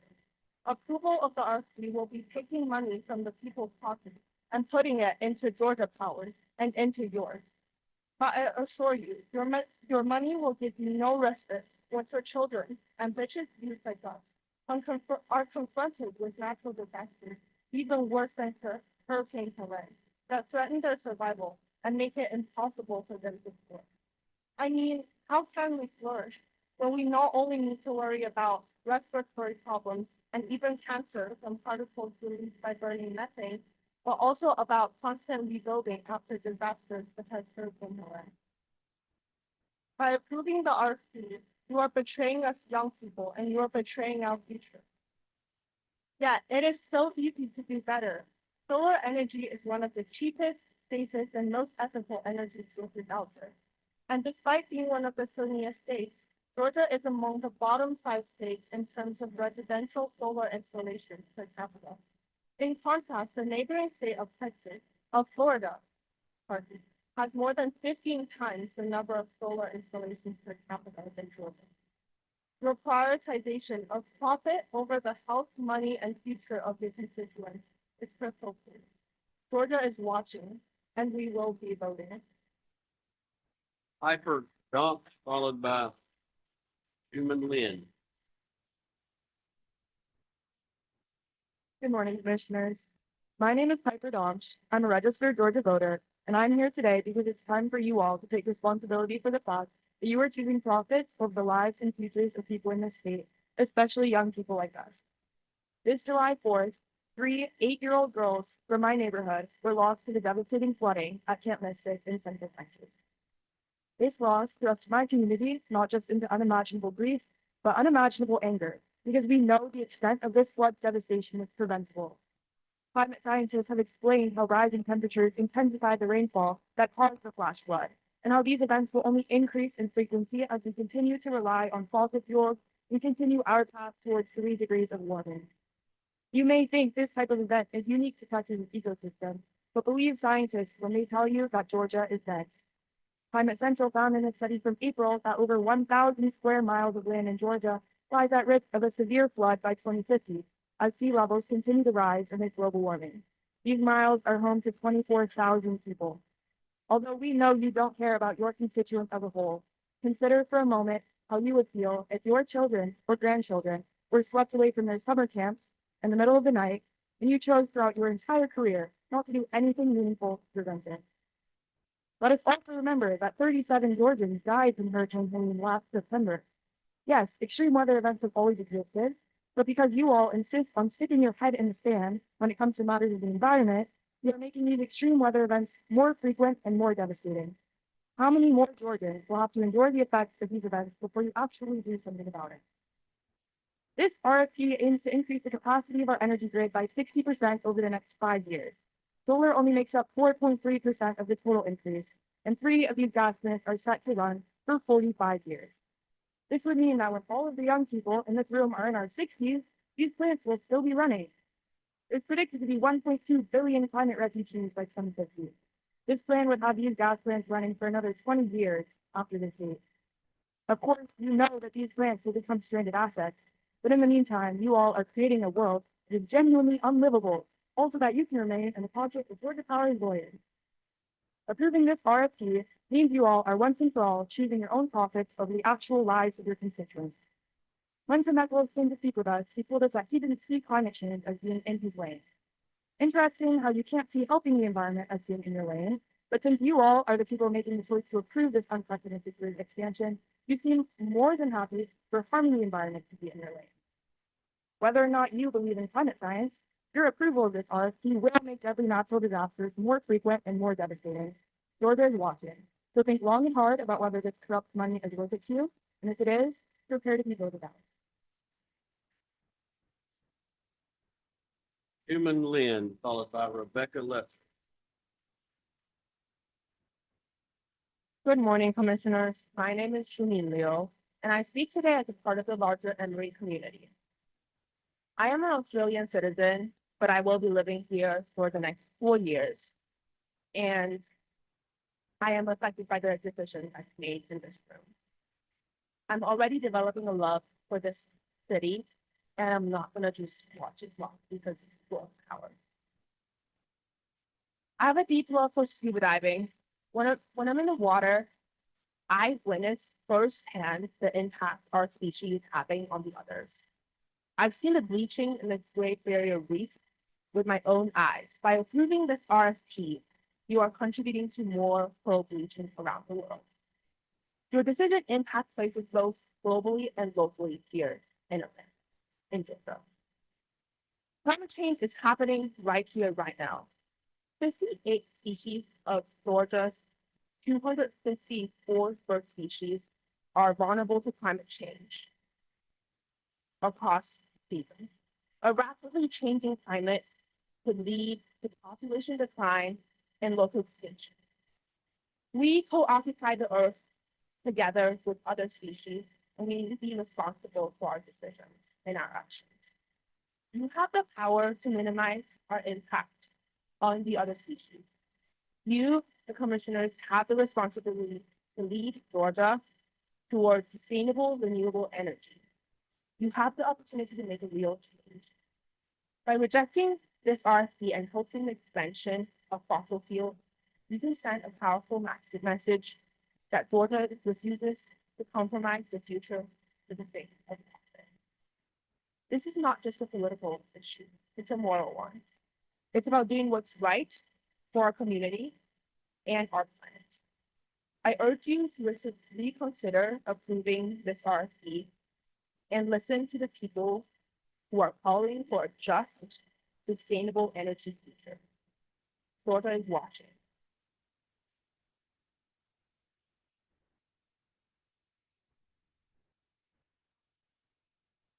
Rebecca Lester, followed by Maya Nisvedi. Good morning. I'm Rebecca Lester, and I'm a student at Emory University. Ever since I was little, my parents have taught me to live by this saying, it takes a village. We as a community must come together to support one another and ensure that the world that we bring the next generations into is one that can sustain them. I was nervous to leave my hometown in South Florida, to leave my village, and come to school in Atlanta. But after moving to Georgia, I've seen the warmth, kindness, and compassion of the people here. Georgians have shown me the strength of their village, their care for each other, their optimism, and their commitment to community. But they've also shown me their struggles. how it's becoming harder to afford daily life, how worsening air quality has hurt their health, and how much has changed in just the past 10 years. Commissioners, Georgians rely on you to protect their well-being, to make sure that Georgia Power's decisions lead to their prosperity, not their peril. To protect the citizens you are elected to serve, you must not approve this RFP. Electricity bills in Georgia are already the 5th highest in the nation. Plant Vogtle alone caused a nearly 25% rate increase after its completion in 2023 and 2024. A project that ballooned from $14 billion to nearly $36 billion. This proposed 10,000 megawatt expansion estimated cost $15 billion, but could be between $20 and $25 billion, putting even more financial strain on families who are already struggling. And costs from Hurricane Helene haven't even been factored in yet. Georgia Power customers already owe nearly $1 billion from that alone. This RFP will be an unbearable burden on the people of Georgia. On top of the vast financial issues that result from the approval of this RFP, there are also various health concerns linked to it. According to the American Lung Association, Georgia's air quality has been worsening. In fact, Atlanta is the 3rd worst metro area in the Southeast in terms of ground level ozone pollution. About 60% of the proposed expansion relies on burning methane gas, which releases pollutants like ozone, nitrogen dioxide, and fine particulate matter. These pollutants cause asthma, lung damage, and even cancer. Methane itself is also one of the most potent greenhouse gases, with 80 times the warming power of carbon dioxide, worsening climate change and threatening future generations. Commissioners, it truly does take a village to protect our future. In my short time here, I've seen how special Georgians are, and I'm proud to call this state home. But every member of the village must do their part. As commissioners and as members of this beautiful Georgia village, your duty is to protect it. To serve your people, you must reject this RFP, protect your village, and protect its future. Georgia is watching. Maya, Miss Betty, followed by Carter Douglas Brown.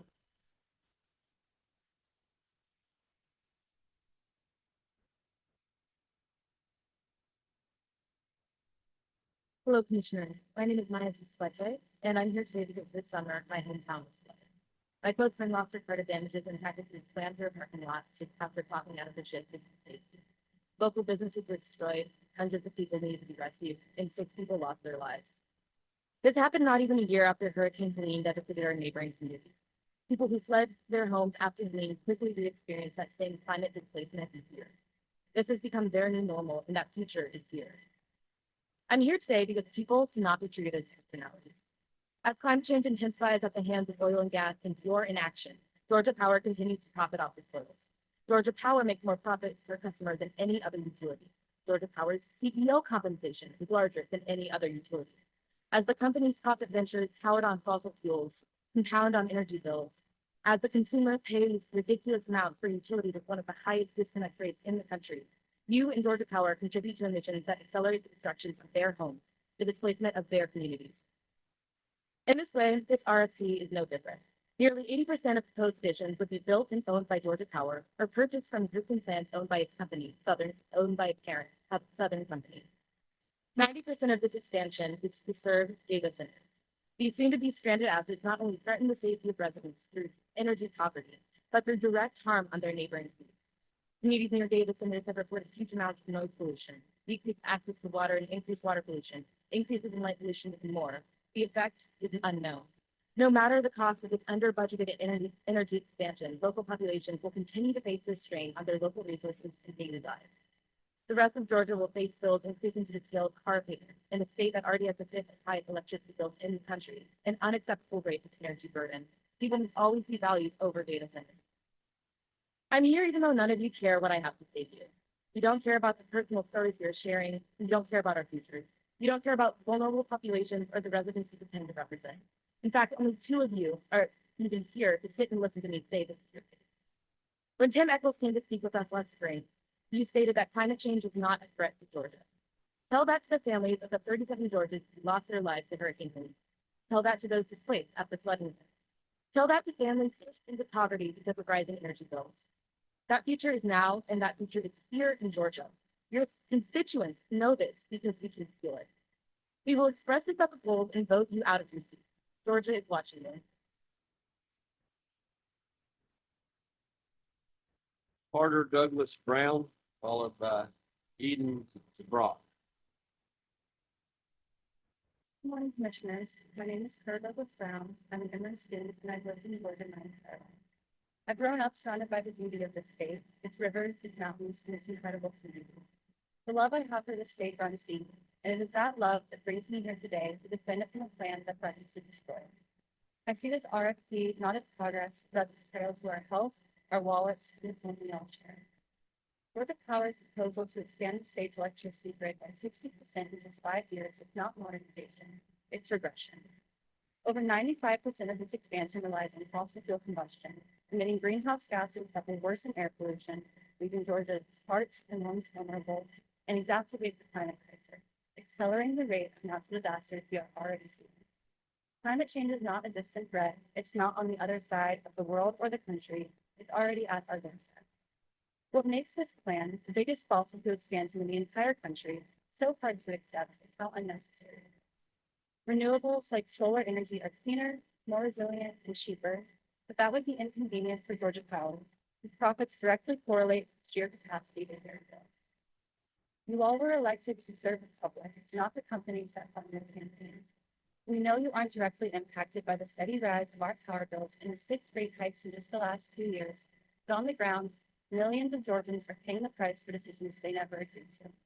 A $15.66+ billion expansion to our energy grid to serve data centers that don't even exist would send costs soaring, devastating families already struggling with Georgia's rising prices. I'm one of the millions of young adults in Georgia, and now paying my own bills, I feel the weight of these decisions every month when I receive my electricity bill. Not only will young Georgians bear the economic burden, but your 45-year commitment to fossil fuel combustion and the impossible dream of infinite energy growth and profit will leave us with an unlivable world. Georgia Tech projects that much of central Georgia could experience 35 to 40 days a year with temperatures over 105 degrees by the turn of the century as fossil fuel expansion continues. Heat that will kill. If you choose to ignore us and side with profit over people, know that every heat-related death, every flooded home, and every Georgian pushed deeper into poverty will trace back to the decisions made by the people in this room. Georgia is watching.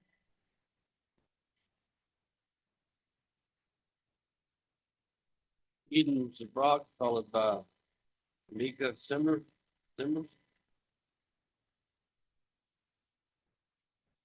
Morning, Commissioners. Morning. My name is Eden Ziegrat, and I'm a student at Emory University. I'm here today because I care about my future in Georgia. Atlanta is ranked as the #1 city to start a career, and its thriving job market, vibrant community life, and culture make it an attractive place to live. Moving away from the city, Georgia's natural beauty offers the promise of a full and enriched life. This state is where I want to build my life, but Georgia Power wants to destroy that dream. Georgia Power's proposed plan is dangerous and it's an assault on our future. It is a plan that scientists, economists, and environmental experts, anyone paying attention to science, warn not to pursue. This expansion is not about serving the people of Georgia. It's solely about serving Georgia Power's profits. Georgia Power already earns more income per customer than any comparable utility in the country. Yet they want ratepayers to foot the $15+ billion bill for this expansion. This plan will mean even higher bills, and Georgia already has the 5th highest energy cost in the nation. This plan will push families even closer to the edge and push away people like me from being willing and able to live here. Georgia Power is misleading this commission when it says there are no other options. Other states are proving that investing in solar and renewable energy can power economies and lower costs at the same time. Georgia is one of the top 10 sunniest states in the U.S., yet we rank 47th in rooftop solar energy per capita. This is not a coincidence. It's because Georgia Power chooses profits over people and fossil fuels over our future. And let's talk about what this plan really means for public health. It calls for the creation of 5 new methane gas plants. Methane emissions result in pollutants that can cause severe damage to human health. It fuels climate disasters like Hurricane Helene, which grew so destructive in no small part due to the heat trapped by greenhouse gases like methane. Instead of working to mitigate this threat to public safety, Georgia Power wants to double down. You, the commission, are the only ones who could stop this nightmare from becoming a reality. Over 3,000 Georgians have already spoken out against Georgia Power's continued rate hikes and fossil fuel expansion. But you continue to ignore the people you are supposed to serve. Your past policy choices have made it clear where priorities are, and it's a disappointment. Georgia is where I want to build my life, but that dream can't happen if you continue to support plans that choose profits over people. Georgia is watching, and my vote will go towards my future, not people working to ruin it. Mika Simmers, followed by Daniel Black. My name is Shanika Cummings. I am here from Chatham County, Georgia, and I am here just on behalf of the people of Chatham County. The 6 rate hikes are directly impacting individuals throughout Georgia, especially throughout Chatham County. We have people with debilitating diseases, especially cancer. The RFP, I don't know, it seems as if you guys don't know the decisions that you make are it would directly impact all individuals, and it is directly associated with environmental justice. It seems that you guys are acting as if you don't really realize that. It's 2 of you standing here, or sitting here, when it's 5 of you, and I mean, you're actually disrespecting us already because people are not, they're not here, they're not really trying to listen to us. You don't see them tuned in or anything. When you walk outside of the door on Washington Avenue, you see people homeless. Sitting. We don't know if the rate hikes have done it. I know that some of their testimonies can say that. Some of the rate hikes have contributed to homelessness. So we have people sitting along the streets all, throughout the Capitol, throughout Atlanta, throughout Georgia. So we need to make some decisions that directly help the people, not Georgia Power, the people of Georgia. Right now, we're trying to help individuals, with cancer that cannot afford to pay their bills with these debilitating diseases. It's really sad. It's really disheartening what we're going through. We've got seniors here from Chatham County. We have seniors that they just can't afford to live. They're making decisions between medication, or their bills, rent, or the electric bills. We need you guys to make decisions for us, not them, for us. And right now, we feel as if we don't have proper representation. I'm just being honest with you guys. This is what proper representation looks like. It's sad. So we asking you guys, please, for our people, our future, for our state, on our state, and make the right decision for us, for the people, not for the people. Thank you. Daniel Blackman, followed by Rachel Mass. Good to see you, Commissioner Eccles and Commissioner Shaw. First and foremost, I want to share the sentiment of disappointment and not having the full commission to hear this Georgians, some of which you just heard travel through Chatham County. It's absolutely critical in this moment. I said for the record during the filtering session, I don't think I did a little bit. Mr. Bridemore is testifying at FERC right now. She's going to be, everybody that's not listening will be watching the videos, and just like we read all the, there's a lot of comments that get filed for people that don't have time to come here. Yes, sir. But I appreciate that. And we are going to be taking a stop for lunch pretty soon, because, then we can have folks that can get back online soon. And that way we also have to stop because the cafeteria closes. Yeah. Well, I'll make my comment. We're going to be here tonight. Yeah, well, I'll make my comment and I'll move on from that point. I do appreciate your service. Look, bottom line is, a little over 24 hours ago, the world saw the Amazon Web Services that were completely compromised. And in seeing how they suffered massive outages throughout this space, I think it's important to understand that when you have a failure that is more of a warning to a threat into a system, especially through all decisions on data centers, it shows what happened when one company holds so much power. And it shows what happens when we don't take a true consideration of our grid. As a former regional administrator, you know, Mr. Echols, it was my job and my responsibility to ensure the grid is safe, but also and how we regulate our utilities and also the data centers and the impact. And here in Georgia, we face a similar reality with Georgia Power operating as a regulated monopoly and trusted by this commission to deliver safe and reliable energy. And I think everyone in here would agree. My concern, and I want to be very direct because over 1.8 million people in Georgia live at below poverty. Between 2024 and 2025, we saw an 18% increase in homelessness. The woman that spoke earlier that talked about the issues in Milledgeville, $750 rent, struggling to keep the lights on. Since 2017, the Trump administration has moved to rescind lighting. And as we know, recently with HHS this year, the rescinding of staff critical to ensuring that that not fall in limbo is absolutely critical to where we are. And I think we have to understand the people that these 6 increases have affected. I'm not going to regurgitate what we have already spoken about Plant Vogel in such an eloquent way. We all know that it was behind schedule and tremendously above budget. And I think that's absolutely important. But even Chris Womack himself has said that he believes that the eradication of homelessness and poverty in the state is one of his priorities. I don't see that in the commission. I see decisions that are being made based on checks that are written from the very companies that want to eradicate that poverty.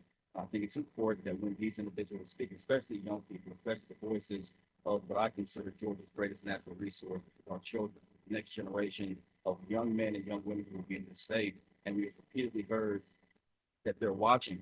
And I think it's important for you all, especially those who will watch this after this session is over, to look at this as not just an indictment against the commission, but a moral responsibility to those who are respectfully wanting a lower energy burden. People like myself, I grew up with asthma. I know what it's like to have an emergency inhaler. My son plays college football in Georgia. He has an emergency inhaler. We make decisions that impact coal ash, impact areas of Juliet, Georgia, and communities around the state. It's absolutely important that we make those decisions with those individuals in mind. I'll close here. Look, at the end of the day, one of the most important conversations that we have to consider is the current government shutdown. I know this commission, and I'll close it, but I know this commission is not responsible for what's happening in Washington. But when almost 118,000 individuals in this state that are federal employees may lose their jobs, and thousands of individuals stand to lose their health care, understand that energy assistance in this country and the lives and voices of people that are working 2 and 3 jobs that cannot be here today. They don't know who their commissioners are. You're making decisions not based on securing the great, securing dignity for millions of Georgians in the state. And I hope you will consider every single comment and take into consideration of those who support the advance.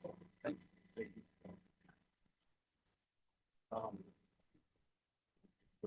Thank you, Regional Administrator. I always appreciate your feedback.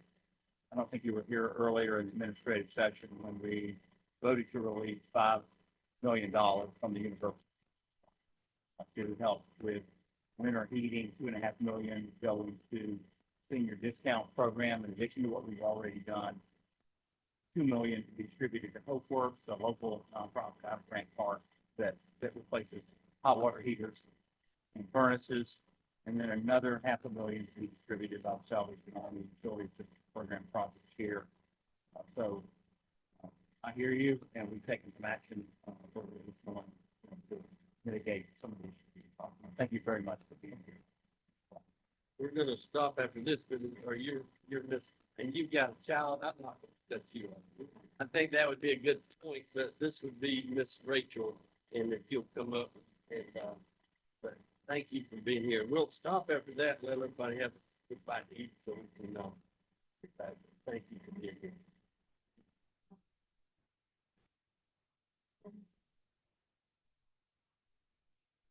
Sorry. My name is Rachel Mask, and this is my daughter, Inez. I'm the younger daughter, Zoe, who is school right now.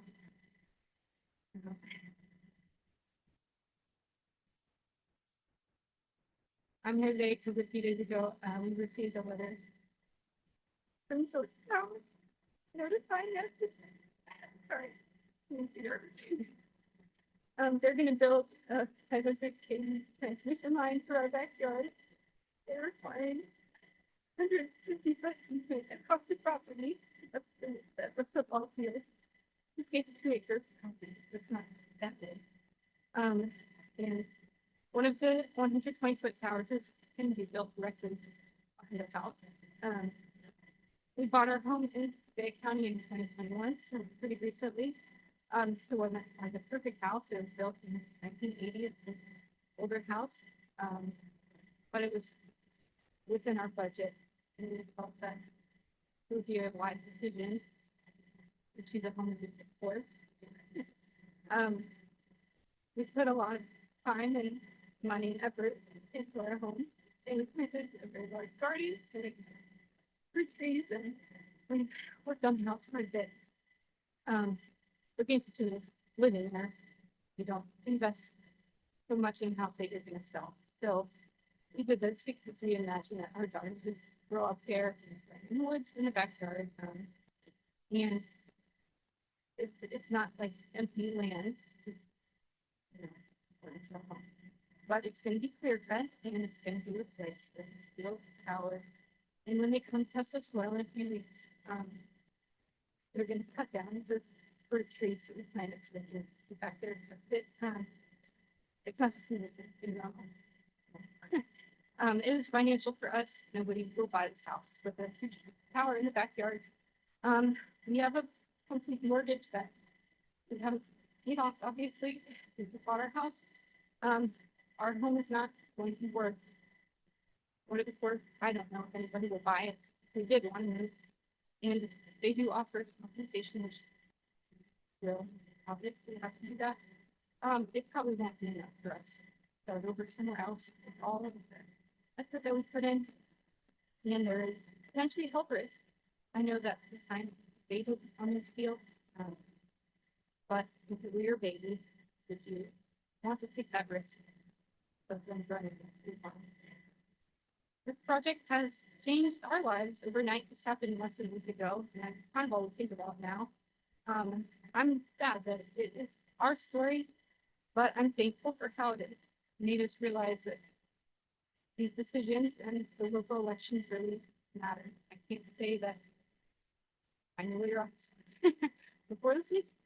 So, I just ask that you guys will join my family and my church in praying for a solution for us and for the other people in our community and for everybody on our street.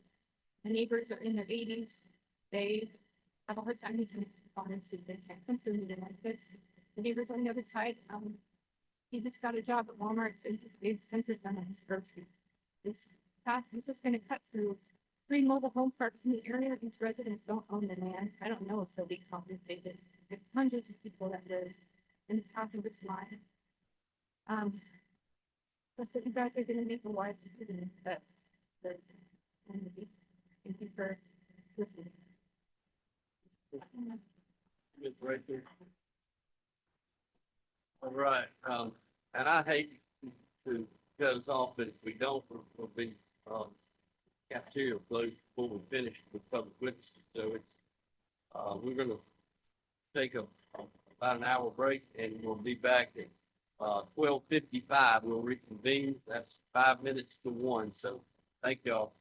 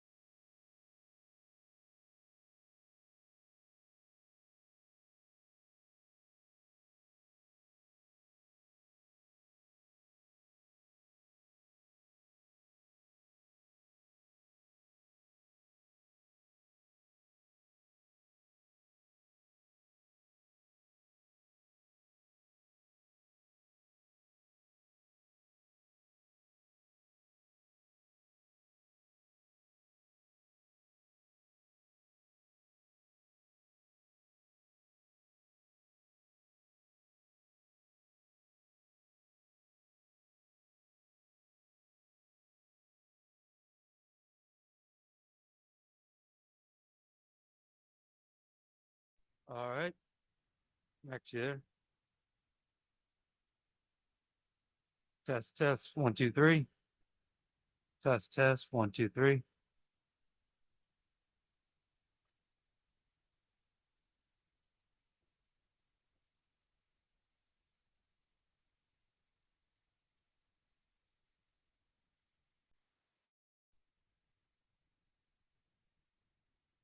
Uh, test, 1, 2, 3. Test, 1, 2, 3.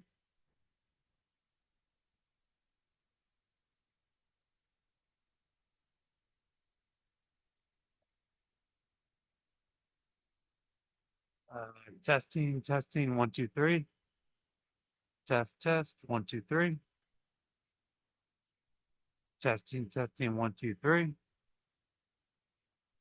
Test, 1, 2, 3. Test, 1, 2, 3. Check, 1, 2, 3. Test, 1, 2, 3.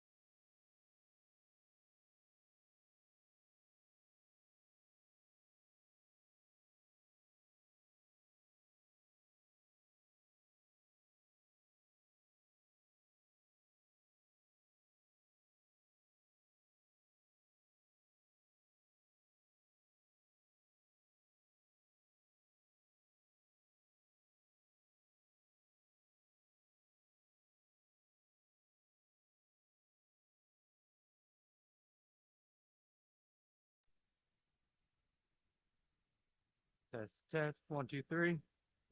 Test, 1, 2, 3. Testing, 1, 2, 3.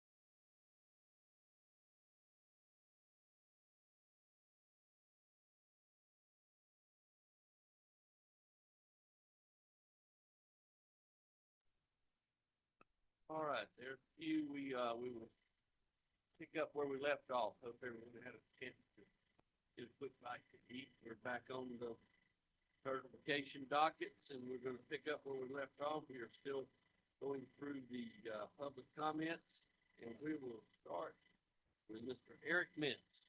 Mintz, good afternoon.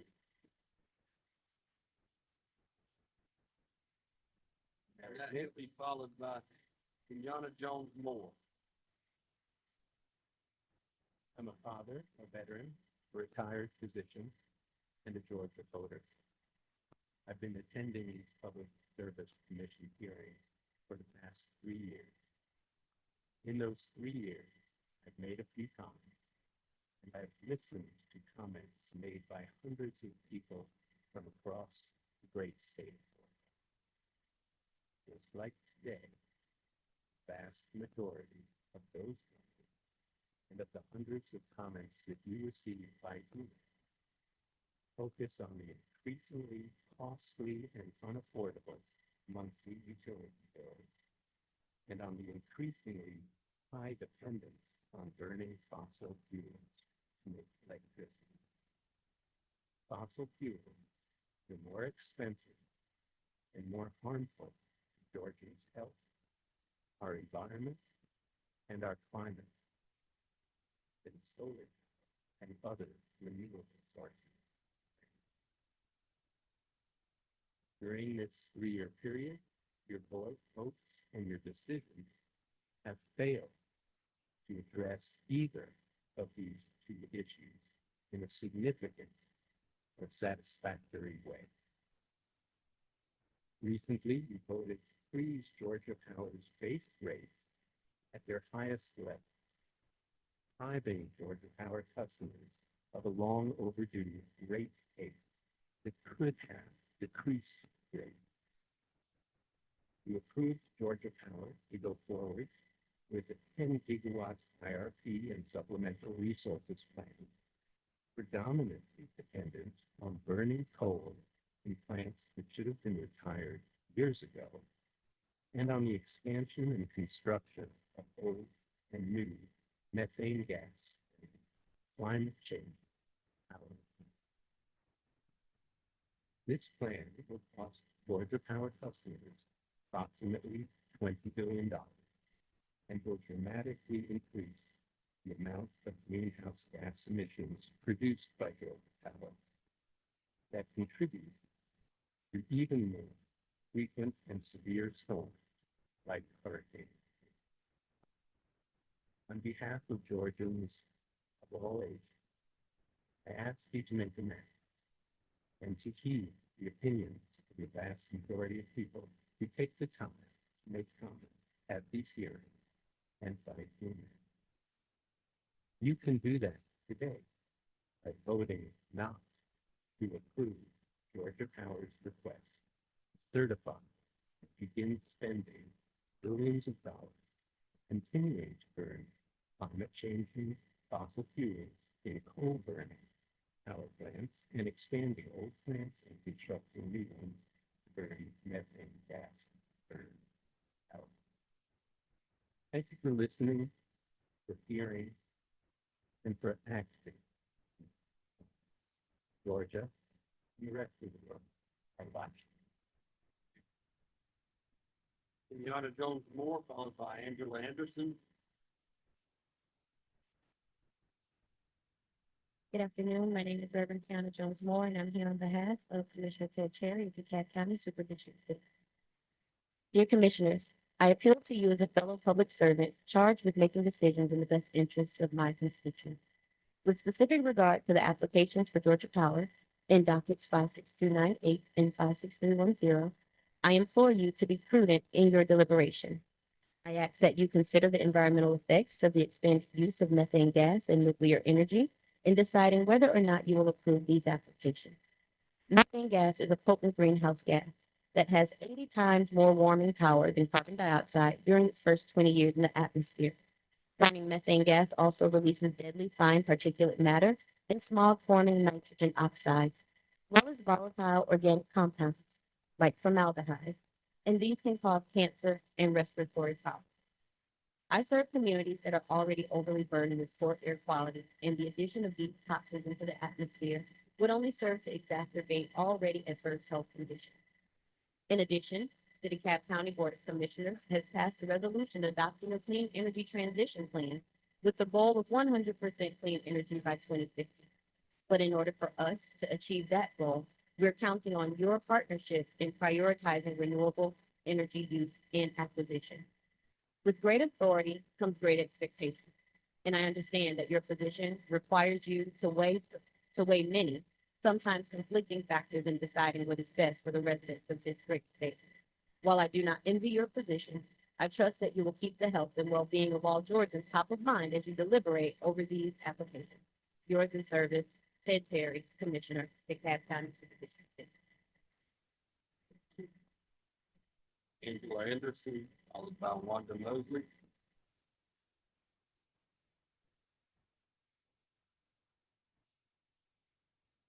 Good afternoon. I'm Angela Anderson. I reside in the community in Chatham County. Myself, as well as my compatriots, get together, sit and talk. We all entered our golden years expecting to relax, refresh, reflect. Instead, we are faced with something that we never foresaw. The increase in these electrical rates that have pushed us to the point where we are barely surviving. And that is no joke. We're being crushed. The mineral life is being squeezed out of us as we try to balance our needs and our wants. Will we purchase food? Will we purchase our medication? Or will we have lights? Will we have air in the summertime? Or just shut it off and cook ourselves? Okay. This is a reality, as I stated, that we never foresaw. We are the population that needs servicing as we age out and have increased ailments that require the use of medical appliances and what have you, and needs electricity. I know that I have more life behind me than I have in front of me. I vote once again, and I'm going to vote until my dying day. I'm wondering who speaks for us when the Public Service Commission neglects our wants and needs and desires. The Public Service Commission is not the private corporation service. Hear the people, serve the people. Put people over profit. Listen with your ears, listen with your hearts to what has been brought before you, if you have a heart. Vote nay on this increase. Vote nay on the increase. Vote nay on the increase. You have to have heard something that someone said. It has to have touched you somewhere. And it's not. It's rehearsed. I'm sorry. I haven't heard that term.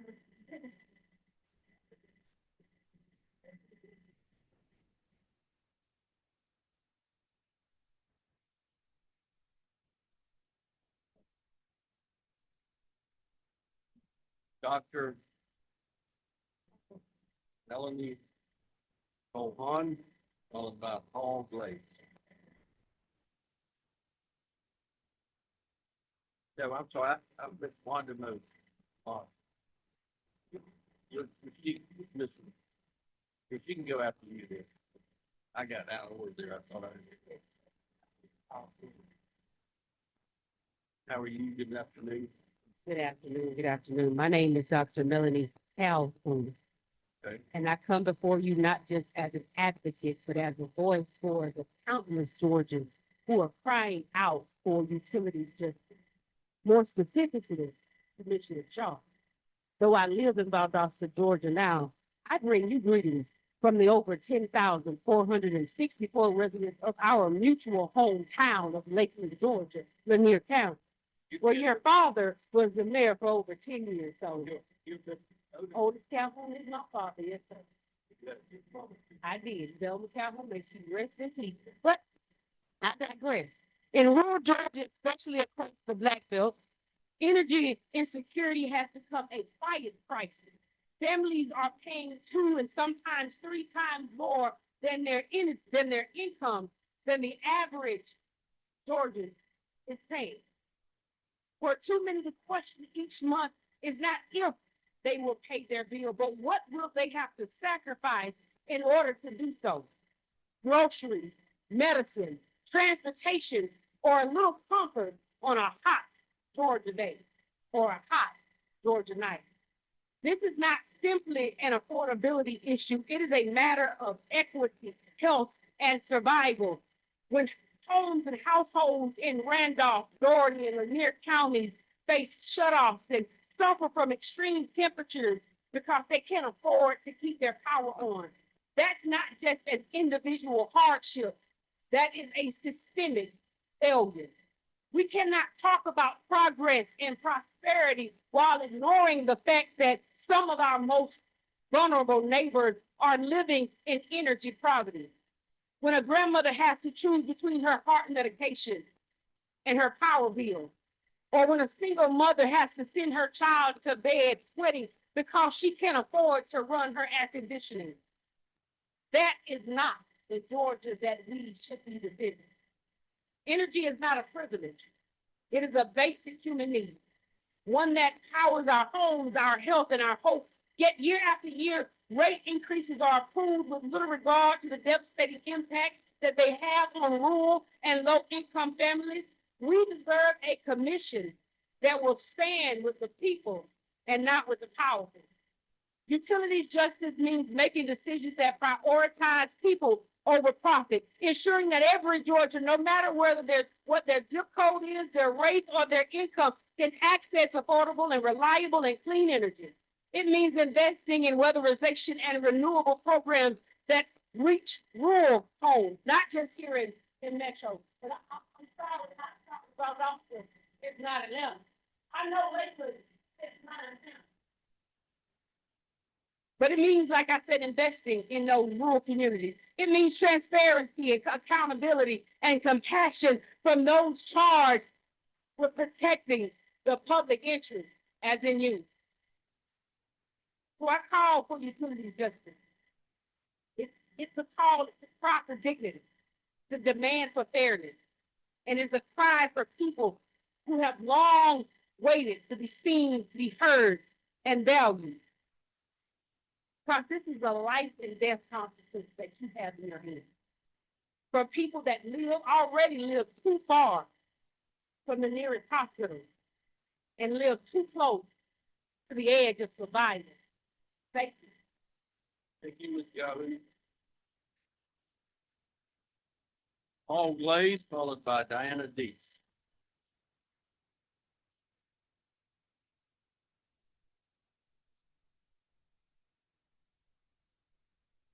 Good afternoon.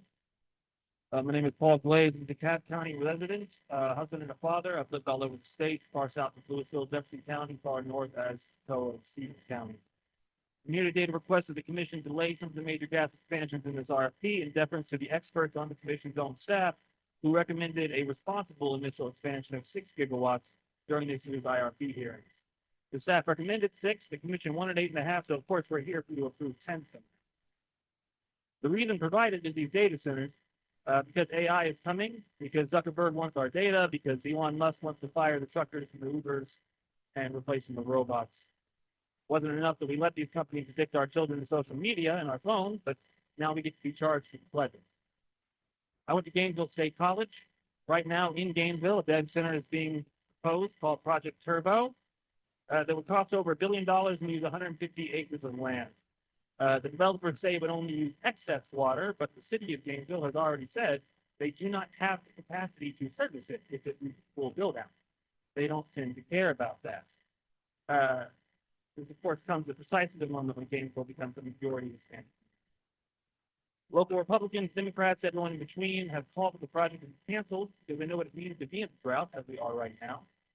The Hall County Planning Commission delayed its first vote, but then it met in secret in violation of Georgia law to push the project And residents are sure this has nothing to do with the fact that the chair of the planning commission works for the company selling the land for the data center. The vote on Project Turbo will come up as soon as this Thursday, and communities like Hall County or Appling, where I learned how to drive from my father, would not be on the chopping block if this body had listened to the dedicated staffers that work for you and who did their duty to the state by testifying prudence. What did they get in return for testifying? Commissioner Pridemore berated them in front of the entire industry like a child. So I come to you today to urge you to listen to what the experts on your staff tell you, not sell our communities out to data centers so that Wall Street shareholders and local opportunists can make a couple extra bucks. Please remember that folks like me will probably pay off our student loans before we finish paying off the infrastructure you vote on here today, which is sad to say, but I hope it's true. I'd like to get one of them. Thank you. Thanks, sir. Diana Deeds, followed by Elizabeth.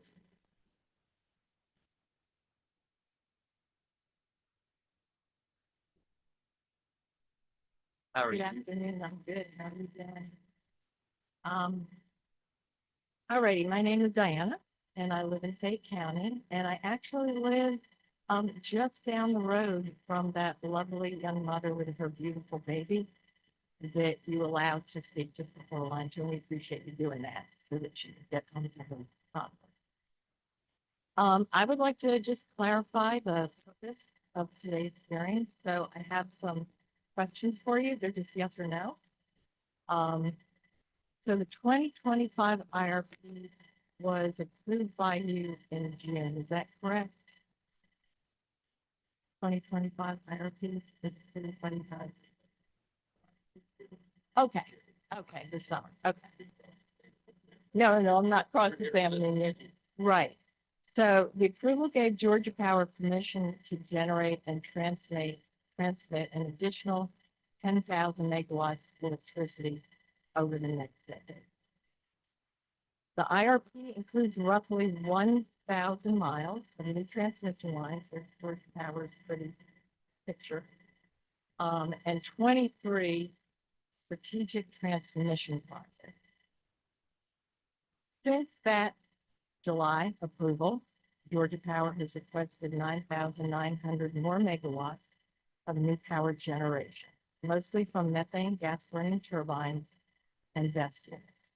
So I'm assuming everything I'm saying is correct. A typical gas power plant generates around 500 megawatts. So that's the equivalent of about 20 new gas plants.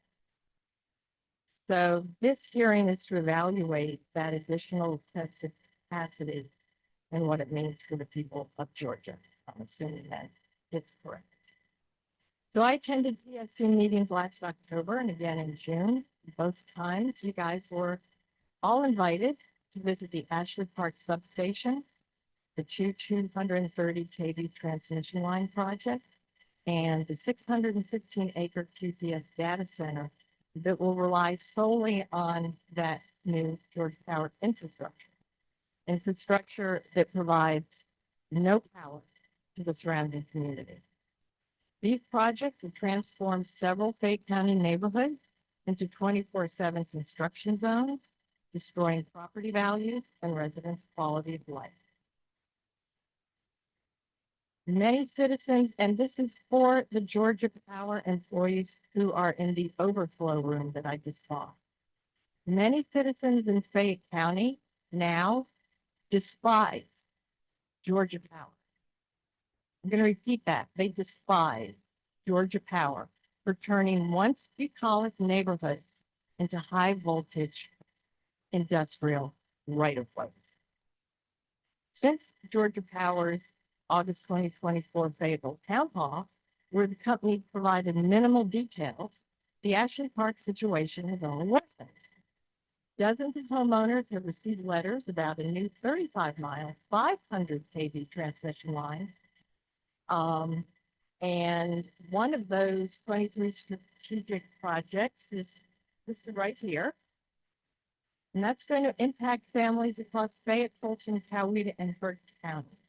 So imagine how many more households will be blindsided by a monopoly utility that threatens them with eminent domain and condemnation. And I repeat, eminent domain and condemnation. That poor young woman is facing that.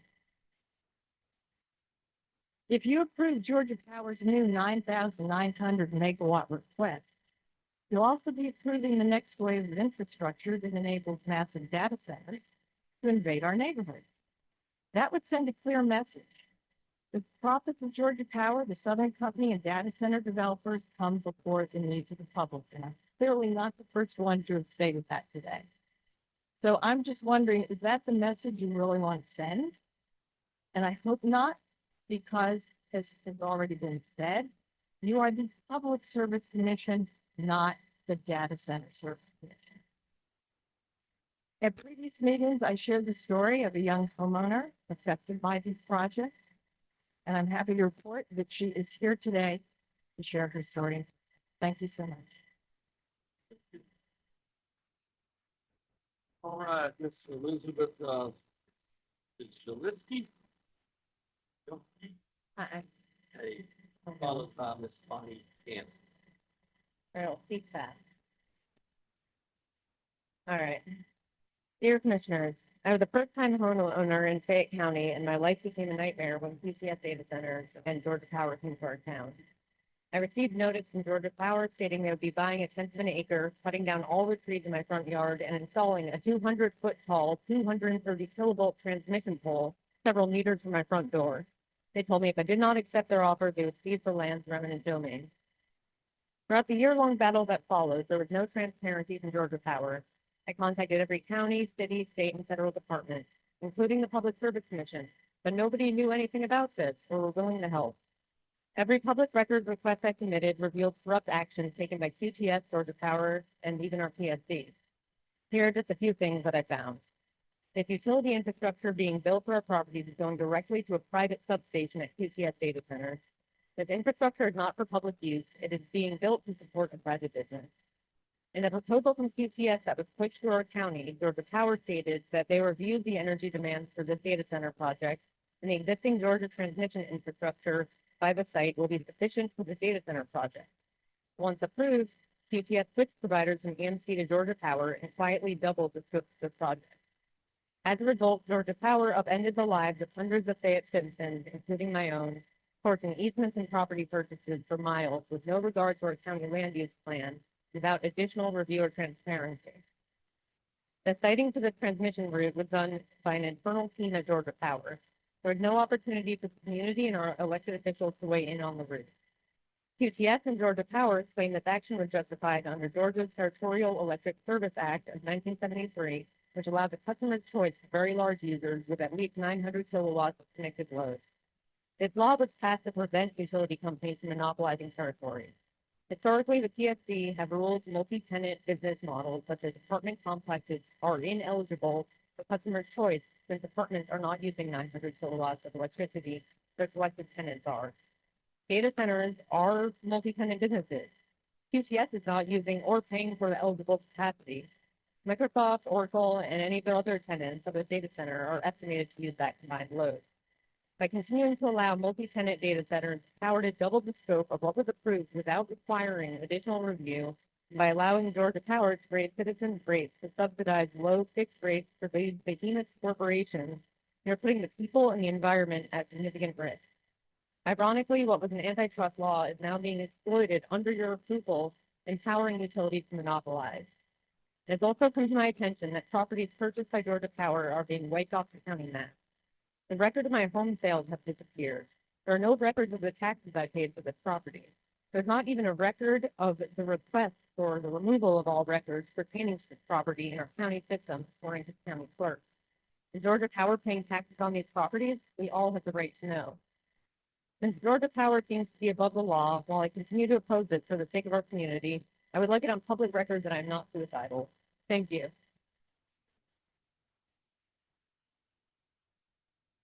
Okay, Bonnie Cannon, followed by Cindy Hutchins.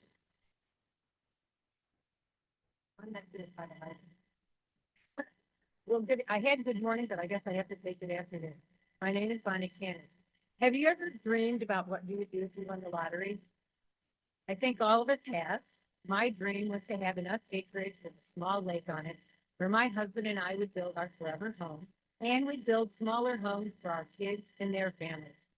About 4 years ago, my youngest son bought 29 acres of land with a small lake on it in Fayetteville. He called me and said excitedly, "Mom, your dream has come true." That property included a house that needed some serious TLC. And after 2.5 years, my husband and I had our forever home. The depth of my happiness cannot be expressed. That joy, however, lasted only a few months because that's when Georgia Power called.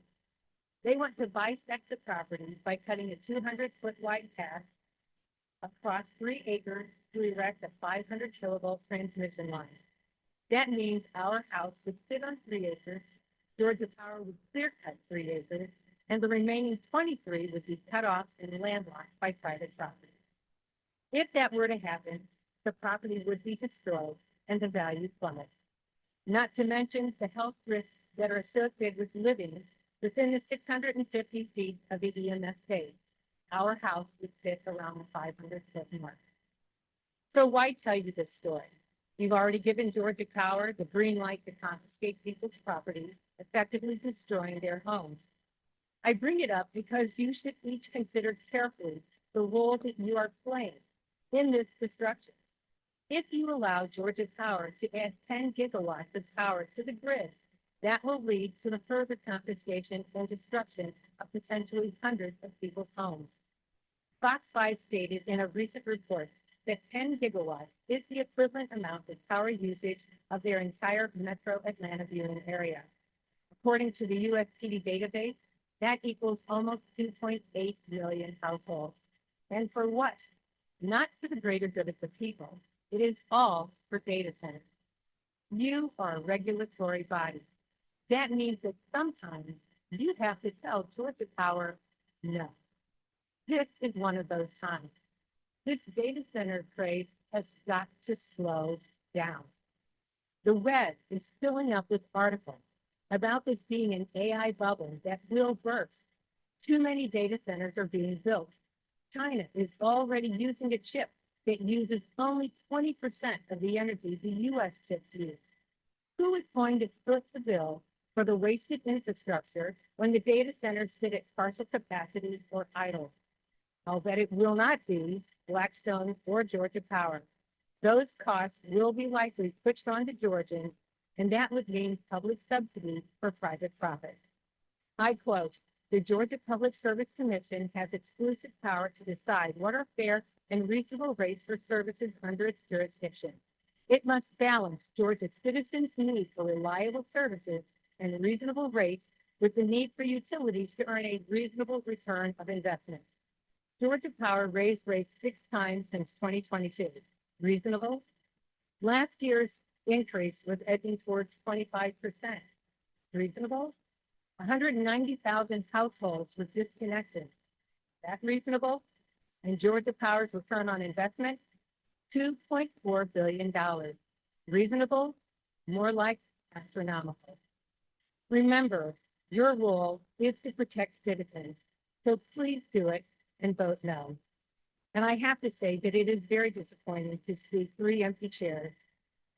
The message it sends to me as a voter, whether intentional or unintentional by the 3 people who are missing, is that they don't care.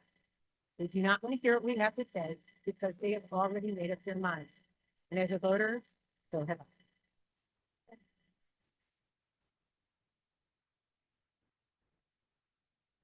Cindy Hutchins, followed by Lisa Coronado. Good afternoon. Data centers and the need to power them are affecting real people. Mine here is more proof of that. My name is Cindy Hutchins. As with my friends you just heard from, my story begins in Fayette County as well. My husband and I bought our dream home in Fayetteville in 2018. 6 acres bordering forest pastures and incredible sunrise views. We invested a lot of time and money into it as it needed some repairs and some updating. We thought it was our forever home, so we had no problem with spending the money on it. In 2023, a massive QTS data center in Fayetteville started construction. Being 6 miles away from us, we had no concerns. We didn't know what was to come. In 2024, we heard a rumor that neighbors across the road had been approached to sell their land for a large substation. Realizing it might be visible from the huge deck that we had just had to rebuild on the back of our home, we realized our property values would take a big hit. Not willing to risk our investment, we sold. As we were moving out, Georgia Power stakes appeared across the backyard. Part of our former backyard was ultimately taken to install a 500 kilovolt transmission line and huge 200-foot poles area. This is now happening to hundreds of other Fayette County residents. We moved to Truth County thinking we were escaping data centers. We were wrong. A few months after moving there, the first one was approved. We quickly learned of two more under study. Those would be on undeveloped land and would create the same situation that we now see destroying Fayette County. Countless residential properties being impacted by the need for infrastructure on a scale that this state has never seen before. People all over Georgia are losing their land, property value, and peace of mind due to this influx of data centers. Worse yet, these hungry facilities require more power than currently exists. So power companies are making capital investments at a rate that is now eliciting whispers of a bubble from the finance bros. The residential ratepayers are being forced to secretly subsidize much of this and will be left holding the bag when this bubble bursts.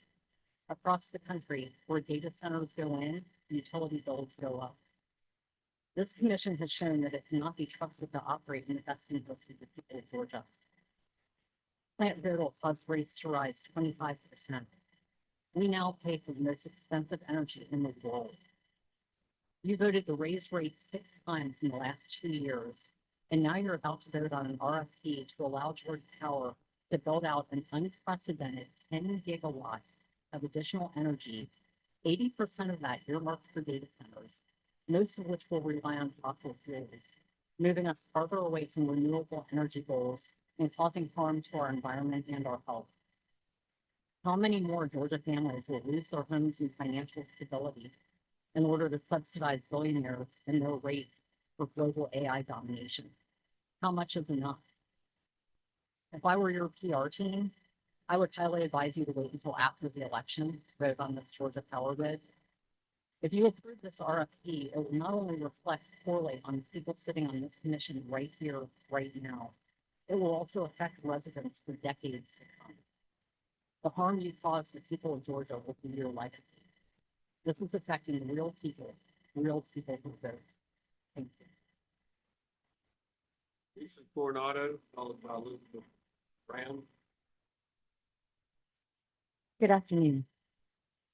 Toward the end of the 2025 IRP hearing process, Commissioner Eccles told me that he had heard the public's opinion. Well, he and all of you have not heard the public if you characterize our comments as opinion. We have been presenting facts, studies, and conclusions reached by expert consensus in so many different fields. For example, the global scientific community is warning that climate change has moved faster than foreseen, raising the urgency of government intervention. We are heading towards 2 degrees Celsius warming by 2050 and 3 degrees by 2100. And the only way to avert the truly catastrophic impacts of global warming is to rapidly transition away from the burning of fossil fuels. And cleaning up our electric grid is considered a critical first step.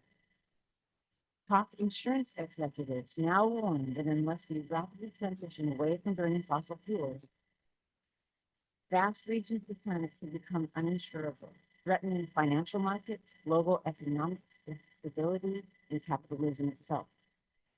The military views climate change as a major cost driver, citing it as a threat to readiness, infrastructure, and the safety of military personnel due to its impact on military bases and its role as a threat multiplier that increases global instability.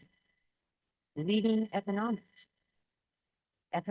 argue that a rapid transition to clean energy is not only economically beneficial, but also cheaper than a slow or no transition, potentially saving billions of dollars.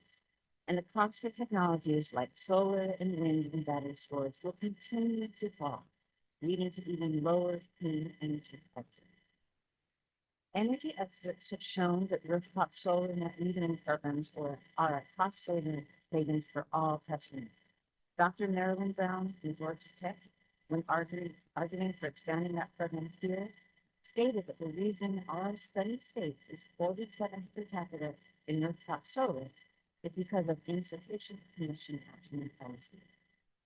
And the global healthcare community has identified climate change as the greatest threat to global human health. By categorizing what we have said as opinions, you haven't heard the wisdom and the warning of so many experts, but you have heard and listened to Georgia Power and Southern companies that have a documented history of spreading climate disinformation, who are currently seeking to maximize their profits by burning a massive amount of additional fossil fuels, not to provide us a reliable power, but to power data centers. It is beyond time that you listen to the right sources. Require Georgia Power to transition rapidly to clean energy. Expand the net metering programs without a cap. Require Georgia Power to start a full-blown virtual power plant program. And don't approve this massive build-out of polluting, expensive, planet-warming fossil fuels for this.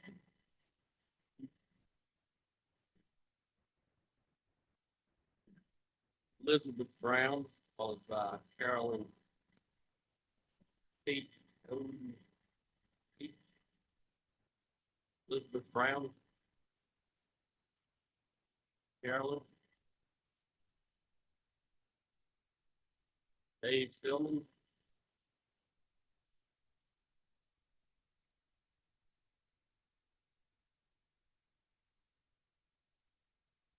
Dave. Good afternoon, Commissioners. Thanks for hanging in with us. I'm Dave Silman. I'm from Beaufort. I am a Georgia Power customer. I'm a big fan of clean energy. I follow those markets and trends quite a bit. I'm here to speak as a ratepayer.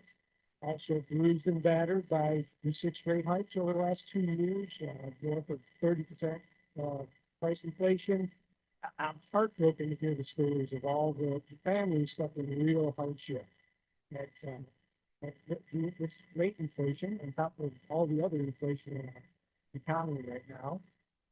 And really heartbroken to know that Georgia is 4th in the country in energy burden. Thousands, if not millions of Georgians are making hard choices to forego necessities in order to pay their power bills. And it just does not need to be that way. Obviously here in Georgia, the root cause of all this is the global fiasco, a bona fide economic disaster. The Public Service Commission took a huge gamble and we lost. We paid the price. As was mentioned earlier, all the profits were privatized. Georgia Power made millions in profits. We are cleaning up the mess.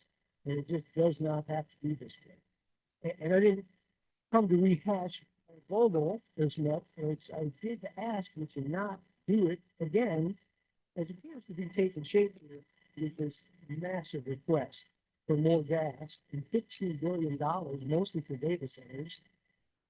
It's another epic, historic moment, really, for this commission. It's such a fine decision you need to make, not only for the size of the ask, but for the timing in which it's happening. In 2025, and we are smack dab in the middle of a major inflection point in energy history, in the clean energy transition. And what I'm talking about is the dramatic uptake of renewables in power grids all over the country and all over the world. It's been a long, at least 5-year trend. 80% or more of all new power generation built on average over the last 5 years has been renewables, and it's only accelerating. Last year, 90% of all new power generation in the U.S. and the world is renewables. This year, it's 95% solar, wind, and batteries. It's not altruism that's causing this. It's not environmentalism, as much as I wish it were. It's the economics. Look no further than Texas. Texas, the reddest state in the union, is the clean energy leader, or soon to be, in the United States. And it's all because they've opened up generation to competitive markets, lowest cost of power wins, and there you go. Texas is leading the country in renewable energy. And we need to be more like Texas. That's all there is to it. So thank you. Please don't go over us again. Thank you. David Dunn. Good afternoon. And we're Dave Dunn, after Minister of Unitarian Universalist, Metro the North Congregation Law as well. I probably don't need to tell you or anyone here that there is a huge political divide. Some say it could threaten the democracy itself or even the country. I believe, actually, I know the root cause of this problem. For years now, this government, on all levels, led by elected officials, and our economy, managed and regulated by elected officials, are not working for the vast majority of people in this nation. You can see the anger. It's not working for red people, blue people, and it's most definitely not working for the young people we heard this morning. I'm the father of 4 young adult children in their late 20s, early 30s. They can't afford to buy a house. They can barely afford to pay their rent. When I hear city government or state government or county government, for that matter, say we're open for business, it strikes me as a non sequitur of sorts. Because corporations and businesses have executives, they have boards, they have their publicly traded company, they have shareholders who can help advise them to run their business. They shouldn't need the government to do more for them. But the people, as you've heard so many times today, they're relying on you and all elected officials to have their back. There's nobody representing them other than you. So I implore you, I beseech you, for the people of this state to be to not consider them first and foremost, but for them to be your only custom, the only custom. People. Thank you for taking the time. Was there anyone else that we missed? There was a couple that they looked out after lunch. Anyone else? All right. Well, thank you all for, again, for taking the time to come here and for sticking with us through the lunch break and all that. So appreciate y'all. We're going to move on into the hearing itself. As far as at this time, we will ask companies to call up the first panel, and you may go ahead and swear them in and keep things moving.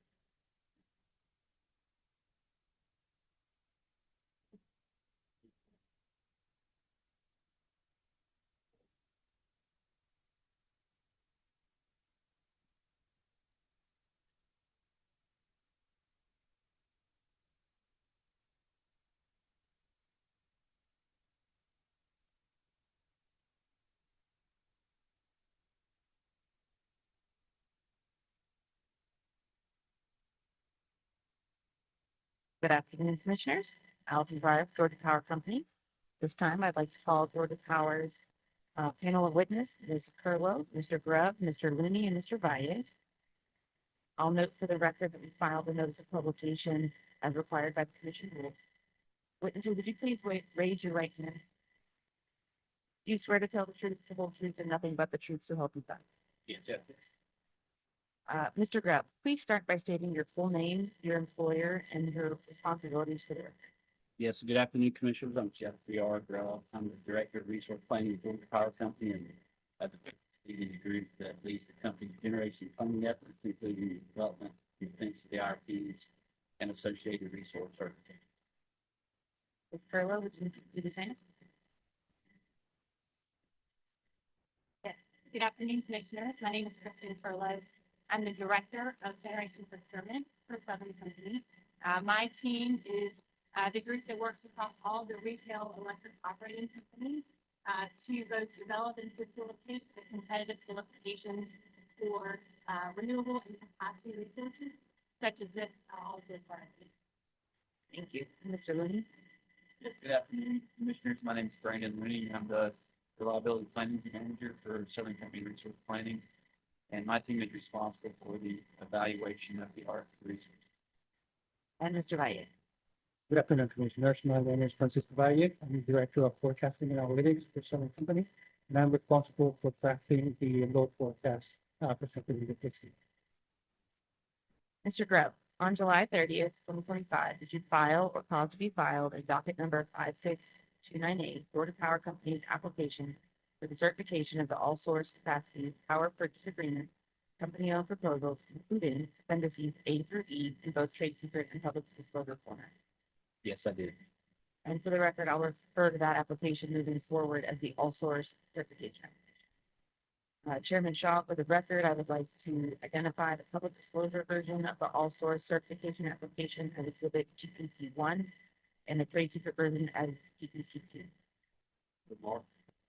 Mr. Grubb, also on July 30th, did you file or cause to be filed in docket number 56310, Georgia Power Company's application for the certification and supplemental resources for 2028 to 2031 capacity, including attachments A through D and the technical permit in both trade secret and public disclosure formats? Yes, I did. And for the record, I will refer to that application moving forward as the supplemental resources certification. Chairman Shaw, for the record, I'd like to identify the public disclosure version of the supplemental resources certification application as exhibit GPC 3 and the trade secret version as GPC 4. Mr. Grubb, on September 23rd, 2025, did you file or cause to be filed the docket numbers 56298 and 56310 in errata to Georgia Power's all source and supplemental resources certification application, including Appendix B, Appendix C, and Appendix E in both trade secret and public disclosure formats? Yes, I did. Chairman Shaw, for the record, I would like to identify the disclosure version of the errata to Georgia Power's all source and supplemental resources certification application as GPC Exhibit 5 and the trade secret version as GPC Exhibit 6. Mr. Grubb, on August 15th, did you also pre-file or cause to be pre-filed 30 pages of direct testimony in question and answer format in this case? Yes, I did. Are there any corrections you need to make to your pre-filed testimony? No, they are not. If I were to ask you the same questions today under oath, would your answers be the same as are set forth in your pre-filed testimony? Yes, they would. Chairman Shaw, the court reporter has been provided a copy of the pre-filed direct testimony. I now ask that the direct testimony of this panel be copied into the record as a given for today. Mr. Valle, on September 17th, 2025, did you pre-file or cause to be pre-filed Georgia Power's budget 2026 load and energy forecast as well as 40 pages of direct testimony in question and answer format in this case. Yes, I do. Are there any corrections you need to make to either the load forecast or your pre-filed testimony?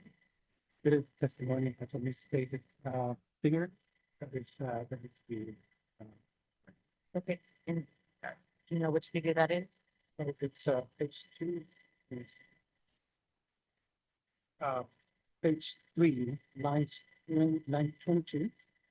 It states, winter, grid hours, winter peak demand for 2030/3031. It should be 2030/2030. Other than that change, if I were to ask you the same questions today under oath, would your answers be the same as are set forth in your pre-filed testimony? Yes. Chairman Shaw, the court reporter has been provided a copy of the pre-filed direct testimony. I now ask that Mr. Valle's direct testimony be copied into the record as a keeping today. Mr. Valle, on September 18th, did you file or cause to be filed in docket numbers 56298 and 56310, Georgia Power Company's direct testimony supplemental filing in both public disclosure and trade secret permit? Yes. For the record, I'd like to identify the public disclosure version of the direct testimony supplemental filing as exhibit GP7 and the trade secret version in GPC. On September 19th, did you file or cause to be filed in both of these dockets, Georgia Power Company's second supplemental filing in both trade secret and public disclosure? Yes.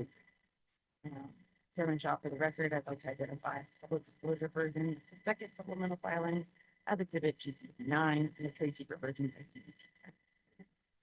And Mr. Valle, on October 14th, did you file or cause to be filed in both dockets 56298 and 56310, Georgia Power's demonstrative exhibit for use in these hearings?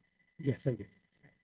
And Chairman Shaw, for the record, I'd like that demonstrative exhibit to be marked as GPC 11. With your permission, I'll ask Mr. Grubb to summarize the pre-filed testimony of the main panel, followed by Mr. Valle, who'd like to separately summarize. Sure, go ahead. Good afternoon, Commissioners. We appreciate the opportunity to be here with you today in support of Georgia Power's application for the certification of the all source capacity power purchase agreements the company proposes and its application for the certification of supplemental resources for 2028 to 2030 capacity. As demonstrated in both the 23 IRP update and 2025 IRP proceedings, Georgia continues to be one of the fastest growing states in the country and is experiencing extraordinary economic growth. We view this growth as a significant opportunity one to foster and enable. That said, we understand the importance of the ask before the commission. As agreed to earlier this year in the IRP, the company continues to refine and improve its forecasting of large load customers who seek to do business in Georgia. Our most recent load forecast, filed in September, continues to project substantial growth through 2031 and beyond. Despite minor reductions in the near-term forecast, companies projected capacity needs beginning in the winter of 2027 continue to support each and every resource sought for certification in these two proceedings. The resources proposed for certification are a vital part of the company's approach to meeting growing electricity needs of our state, continue to provide our customers with the reliability they deserve and expect.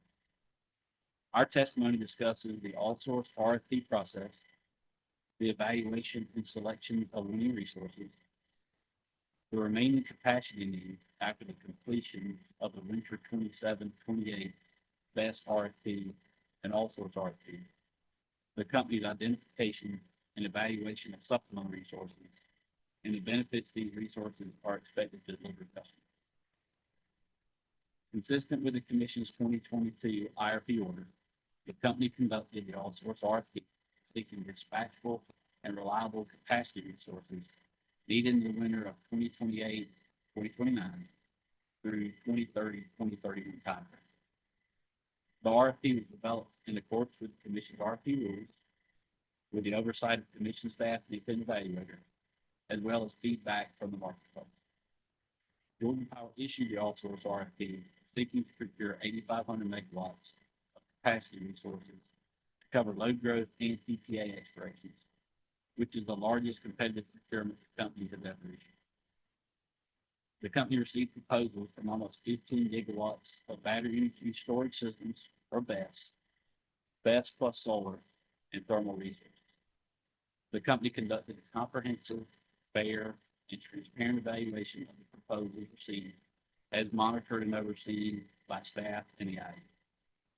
As a result of the all source RFP, the company seeks certification of 7,999 megawatts of dispatchable capacity resources, which include 4 thermal power purchase agreements or PPAs, 9 standalone BESS company-owned proposals or COPs, 2 BESS plus solar COPs, and 3 thermal COPs, totaling 5 combined cycle.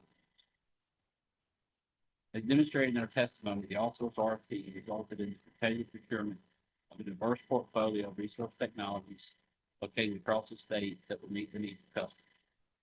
The portfolio is also representative of the company's IRP resource mix studies, as detailed in the recently concluded 2025 IRP, the 2023 IRP update, and the 2022 IRP.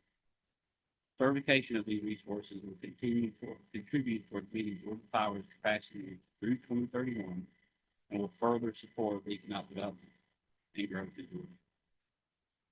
Notwithstanding the success of the all source and winter 2027-2028 BESS RFPs, there remain additional capacity to be built. Similar to the approach taken in the 2023 IRP update, and is allowed in the Commission's RFP rules, the company explored opportunities to leverage additional system length, engage existing marketing resources, utilize sites where surplus interconnection could be used, co-locate vast resources. Through these efforts, Georgia Power identified an additional 1,886 megawatts of supplemental resources for certification. These supplemental resources made up of the following 4 components.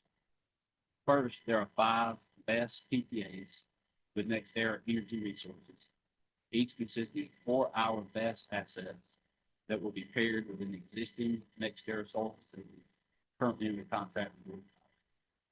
This will allow the BESS to share a point of interconnection, minimize required transmission upgrades, and enable the BESS to be charged from the adjacent existing solar facility.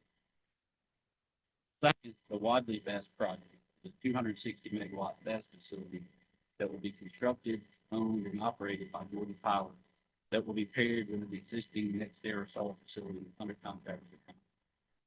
Collectively, these 6 BESS resources are targeted to be in service by November of 2027 to address the company's capacities that were not met through the winter of 2027-2028 BESS RFP. Third, the Ecological County PPA will deliver over 900 megawatts of capacity from 6 existing combustion turbines beginning June 1st, 2030, following the expiration of the existing PPA Georgia Power has in the facility. Finally, the proposed Mississippi Power Company PPA offers Georgia Power access to 50 megawatts for calendar year 2029 under the company's existing PPA, which was approved in the 2023 IRP update. This PPA amendment enables the company to commit an additional 50 megawatts of existing system resources for the benefit of Georgia Power Company. The company performed a comprehensive evaluation of these options, including a cost-benefit analysis and a comparison of the prices of the supplemental resources to those received in the all source RFP. Together, this analysis demonstrates that the supplemental resources have value comparable to resources that were selected in the market-based RFP. The company seeks certification of the supplemental resources as an extraordinary advantage pursuant to the Commission's discretion. These supplemental resources leverage existing infrastructure and relationships to maximize customer benefits, provide necessary energy and capacity to meet the company's capacity needs in the winter of 2027 to the winter of 2030-31. Certifying these supplemental resources will allow Georgia Power to continue providing reliable and cost-effective service in time to support opportunities for continued customer growth. Our testimony also outlines the company's cost recovery and additional sum requests. The requested cost recovery for the PPAs in both the all source RFP and the supplemental resource filings is consistent with other PPAs certified by this commission. Georgia Power proposes to recover the costs associated with construction of the COP projects through base rates and will reflect the operating expenses associated with its retail cost of service. The company will continue recovering the cost of the existing solar PPAs through the fuel clause as previously approved by the commission. The additional sum request for both the all source RFP PPAs and supplemental resource PPAs is consistent with additional sums previously approved for capacity resources in the 2022 IRP, 2023 IRP update, and the 2025 IRP. In closing, certifying these resources identified by the company through the all source RFP and its supplemental resources process is in the public interest, will provide necessary energy and capacity for Georgia Power's customers, will enable the state of Georgia to continue its record growth, and will allow Georgia to maintain the title of being the best state in the country in which to do this. For these reasons, the company requests that the commission approve the certification of the power proposed portfolio. Thank you for your time. Good afternoon, Commissioners. I appreciate the opportunity to be here with you today in support of the company's budget 2026 load and energy forecast. As agreed to in the 2025 IRP stipulations and consistent with the commission final order in the 2025 IRP, the company filed its budget 2026 load forecast to inform the commission's consideration of the 2028-2031 capacity needs that the company seeks to meet through the resources proposed for certification in this proceeding. Most importantly, the budget for 2026 load forecast remains consistent with the forecast filed in the 2025 IRP and continue to support Georgia Power's identified capacity needs and the request to certify approximately 9,900 megawatts of capacity resources in this proceeding. At its core, the structure and methodology for both the organic and large load components of the budget 2026 load forecast are the same as those used in the 2025 IRP. The organic forecast continues to support the trends and levels indicated in the 2025 IRP, incorporating updated economic data and other relevant factors. Importantly, the methods and models used for the organic forecast have not significantly changed from those applied in the budget 2025 forecast, ensuring consistency with prior commission approaches. Consistent with the approach used in the 2023 IRP update and the 2025 IRP, the company continues to risk adjust its organic forecast using the load realization model. This is to account for the impact of large loads projects on the load forecast. This risk adjustment evaluates each project's progress through defined stages toward completion and applies state-specific probabilities of attrition, delay, and partial realization to estimate the load that would ultimately be served at the meter. As a result, only a fraction of the total large load economic development pipeline is included in the large load portion of the company's forecast. Over the past 2 years, since the company adopted the load realization model, Georgia Power has continued to refine the load forecast inputs and risk adjustments based on customer feedback and behavior. Following the implementation of additional customer protections through the revisions of the rules and regulations earlier this year, potential large load customers have more stringent requirements to remain active in the company's long-term development pipeline. These more demanding requirements were incorporated in the February 2025 and the budget 2026 load forecast. As a result of applying these revised requirements, approximately 10 gigawatts of potential load that failed to meet the additional criteria have been removed from budget 2026 pipeline, and another 17 gigawatts have been placed on hold pending compliance. By placing additional emphasis on the likelihood of signing a contract for electric service in our assessment, which is a more definitive stage of customer commitment and a more reliable indicator of load materialization, we are improving the certainty in our forecast. Taking all of this into account, the budget 2026 load forecast demonstrates that the company's pipeline of potential and committed large load customers continues to grow. While the near-term load growth is slightly lower than previously forecasted, customer demand remains strong. And Georgia Power's risk-adjusted load forecast has increased for the next 5 years and over the 20-year forecast horizon.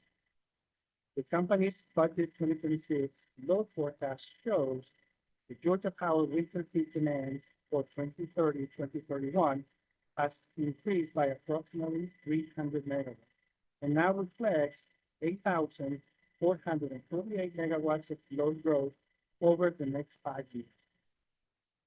But our forecast results are not mere theoretical exercise. The company continues to pursue contract for electric service with large load customers committed growing their businesses in Georgia. In September alone, the company filed for commission review 3 large load contracts for almost 1,900 megawatts. The company remains in advanced stages of negotiation with several other customers and anticipates filing additional large load contracts for commission review by the end of the year. For a visual look in what this continued progress looks like, take a look at the demonstrative exhibit, which circulated to accompany our testimony. In the chart on the left, you can see the projected 8,448 megawatts of growth in the total company's winter peak demand between 2026 and 2031. To reinforce our confidence in the large load growth, the bars at the right compare the forecasted growth from 2026 to 2031 to the commitments the company has secured today. Highlighted on the right side of the demonstrative, the dark blue bar at the bottom represents approximately 6.2 gigawatts from customers with a signed contract for electric service. The green bar on top represents an additional 4.2 gigawatts in customers with signed requests for electric service.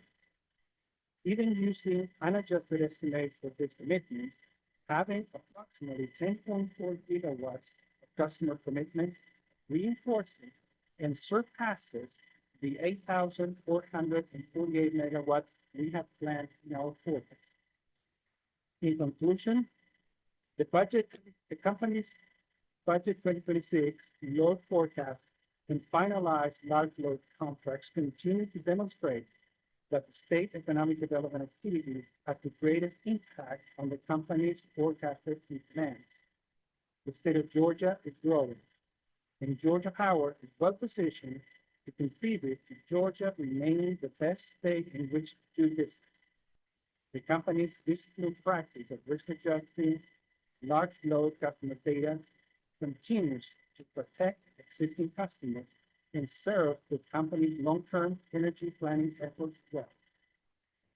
The budget 2026 load forecast supports Georgia Power identified capacity needs and the request to certify approximately 9,900 megawatts of capacity resources in this proceeding. Thank you so much for your time and for your consideration. Thank you, commissioners. Witnesses are available for questions from the commission as well as proxy. Mr. Brother, I guess maybe you, this is in some ways a little hypothetical. Let's say that within the next 2 years,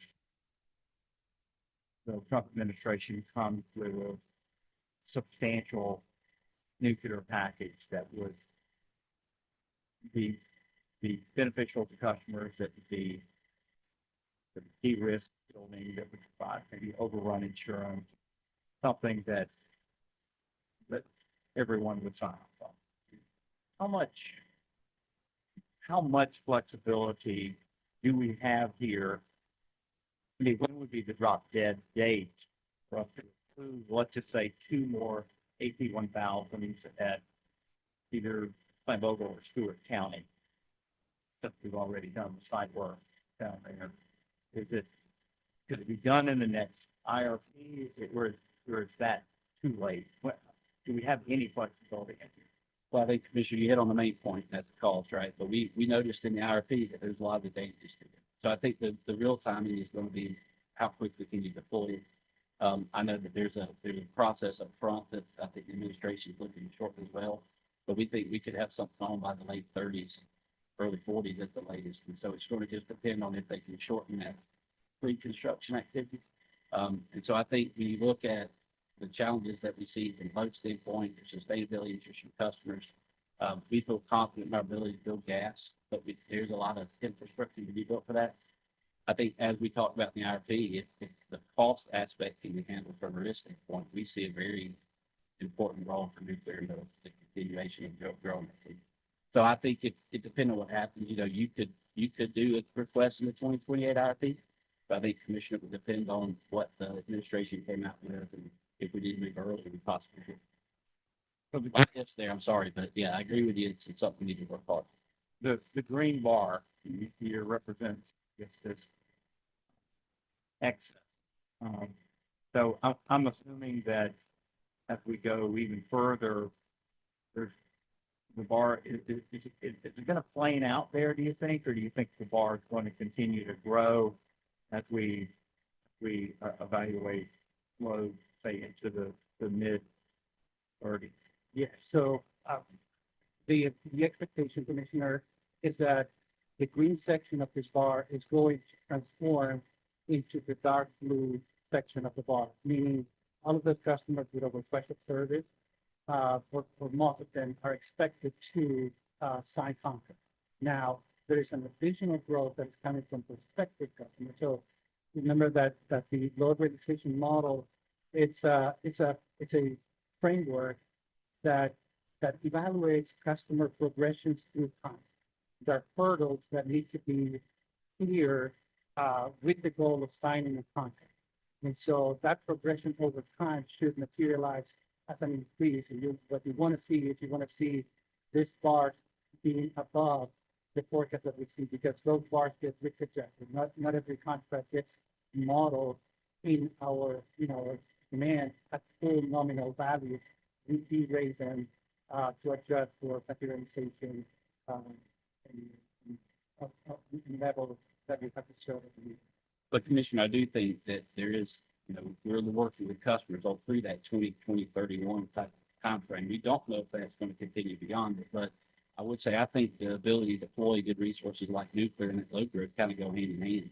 But we are having discussions with customers, and I think as they see success from the Georgia process in terms of rules and regs, executing those contracts, and they see how that works, we've had discussions where they're wanting to look at their next phases. And so I think they're absolutely customers thinking about that next mid-30s, late 30s growth. And as we accommodate the growth now that we're looking at, I think it helps us continue to be the state they can come to.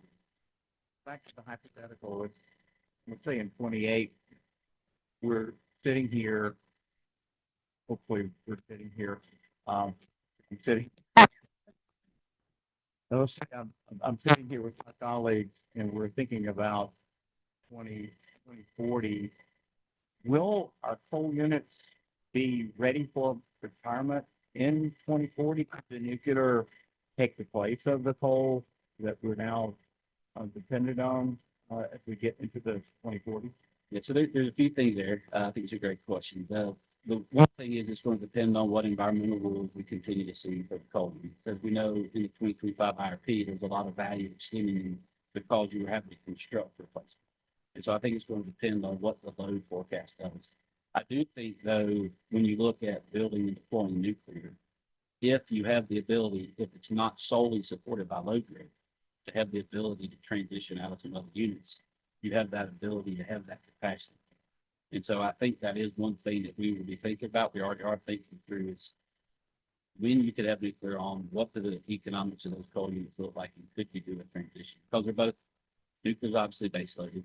Coal has the ability to run base loaded, so that is something that's a consideration. I'm not sure we'll know all that by 28. I think it's going to depend on some of the rules, but I think that's definitely something that planners would look at is can you transition one to the other? Because you have a need for that, whether it's load driven or not. Thank you, Reverend.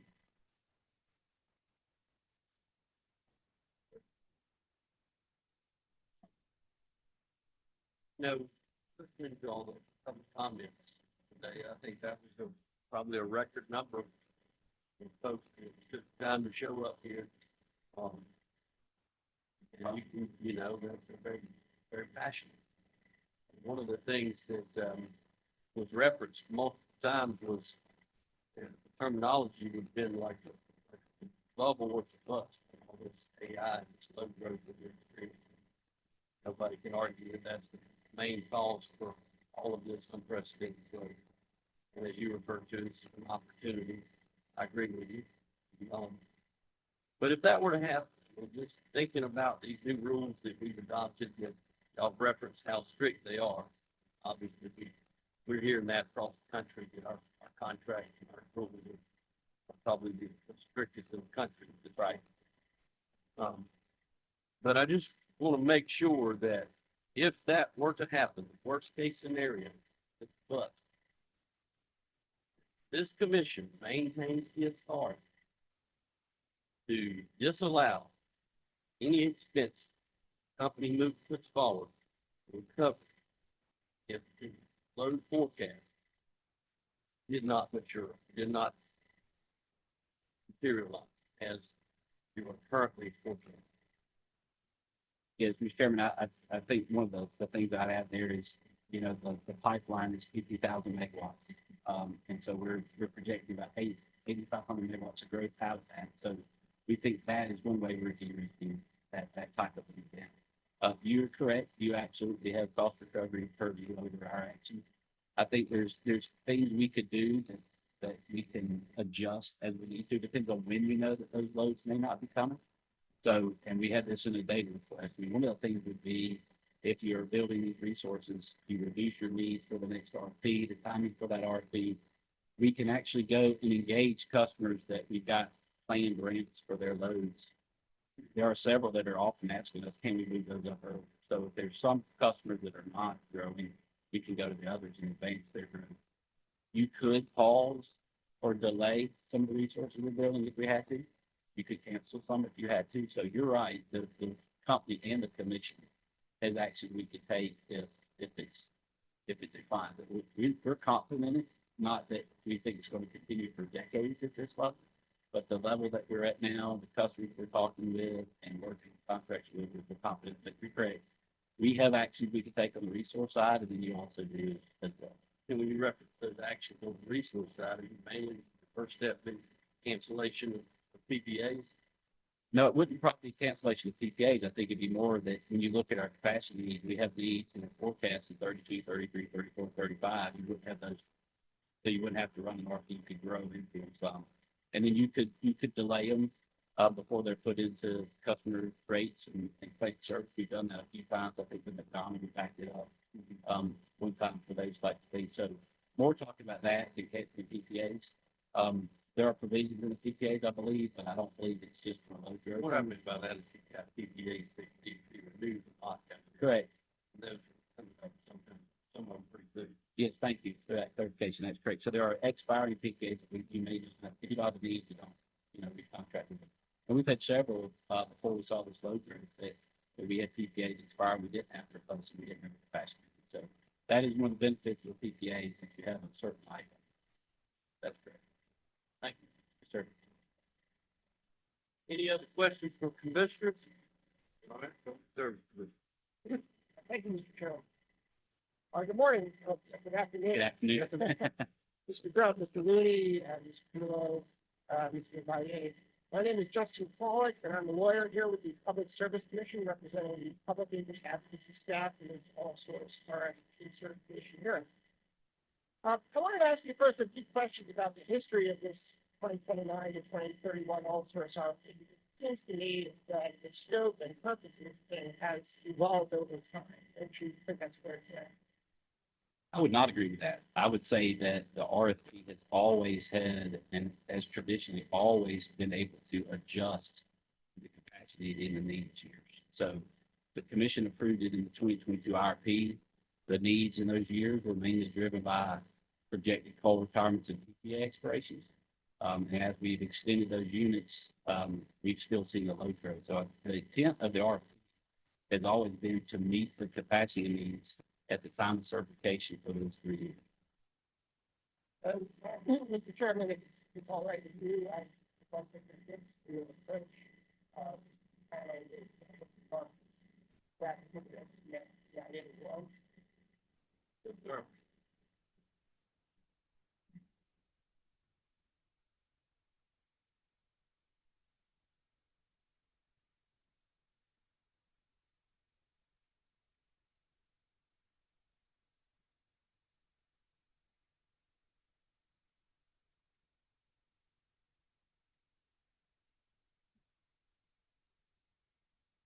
But Mr. Graham, you mentioned that this also RFP was first proposed in the company's 2022 IRP. 2022 IRP. And I'm showing you a page from that, which is page 11-79. Specifically, I wanted to look at the fourth paragraph down to the top of the page, where it says, lastly, the company's IRP reflects a capacity need in 2029. This capacity need grows sizably into 2030, 2031, primarily due to natural gas PPA expiration and expected retirement. The company will continue to monitor this need and consider ensuring that all sorts of RFPs address these capacity needs in the future. Such RFP will provide additional renewable expansion opportunities beyond the 6,000 megawatts identified in each stage. Yes. And what was the expansion plan?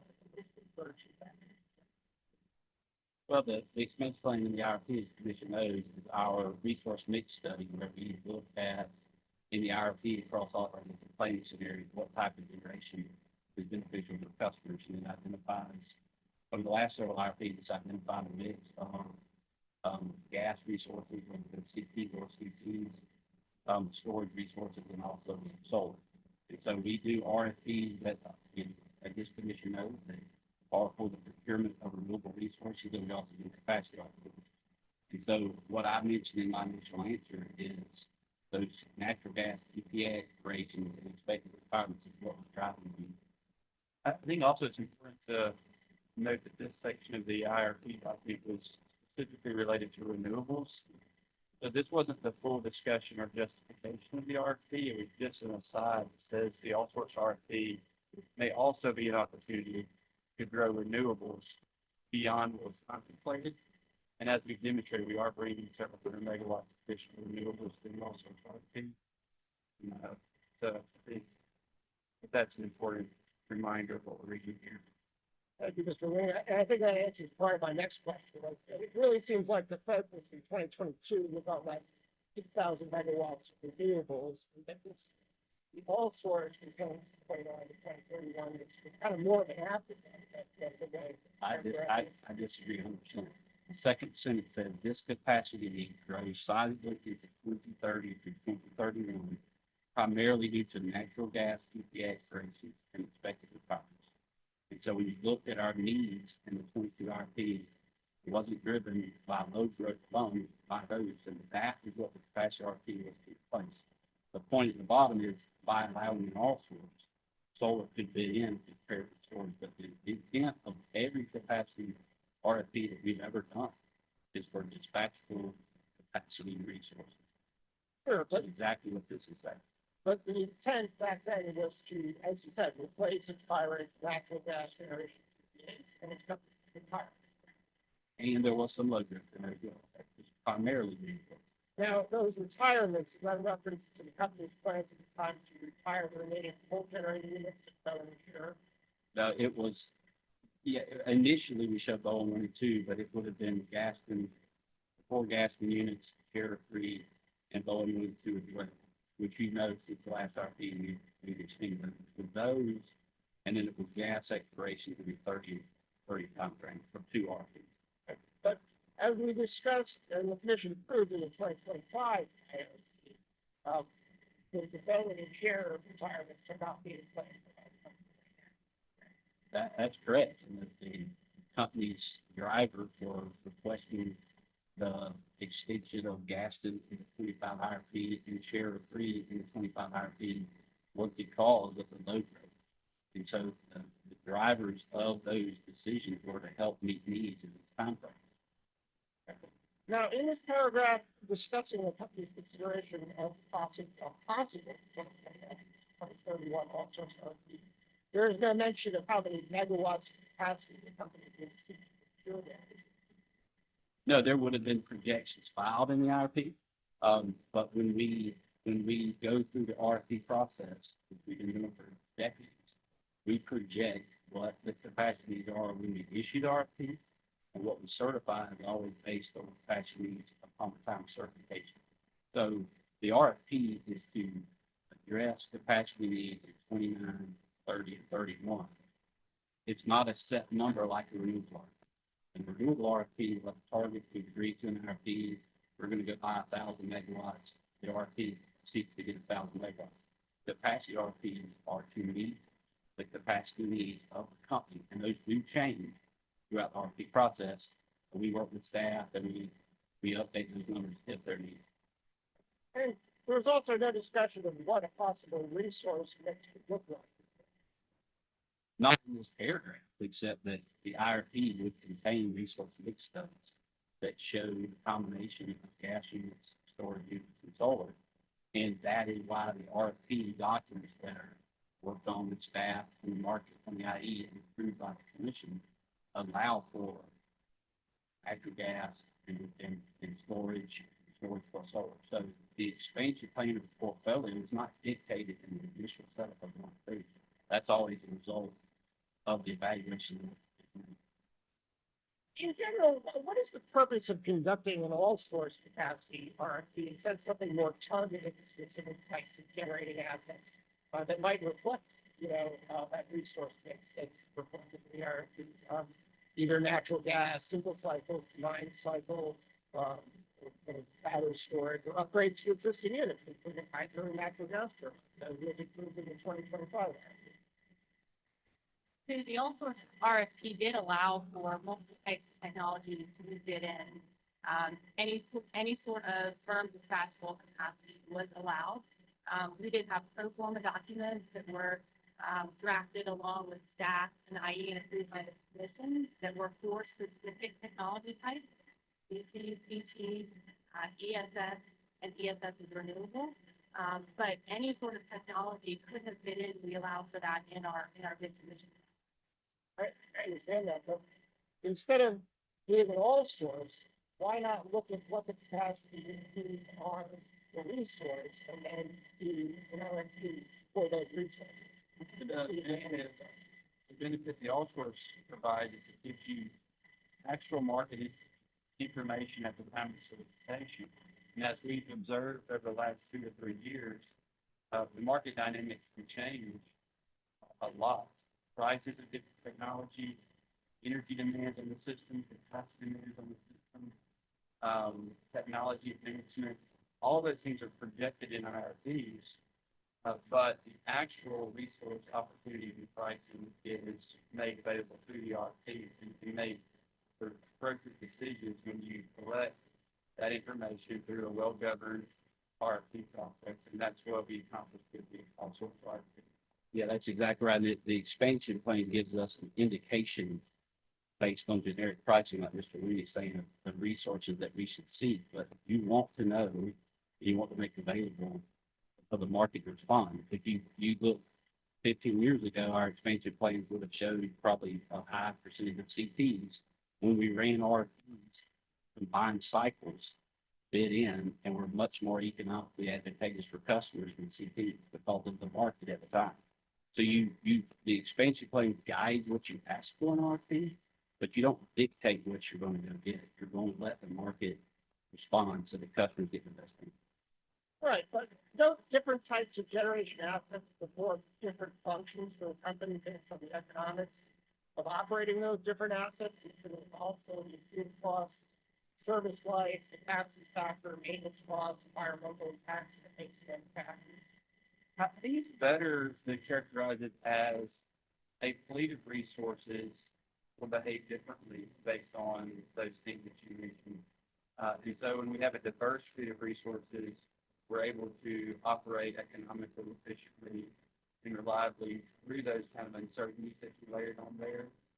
And so a given resource may perform a certain service one point in time, and then the sort of macro influencers can change, and the same resource may behave slightly different. So that's why we really value diversity of resource types, because it's a mitigating factor for some of the things we described. And again, a all-source RFP provides the ability to bring a diverse resource set to meet a capacity need at a given time based on what's available in the market. And I'm sorry, and Mr. Looney's evaluation will capture all of this in the RFP evaluation.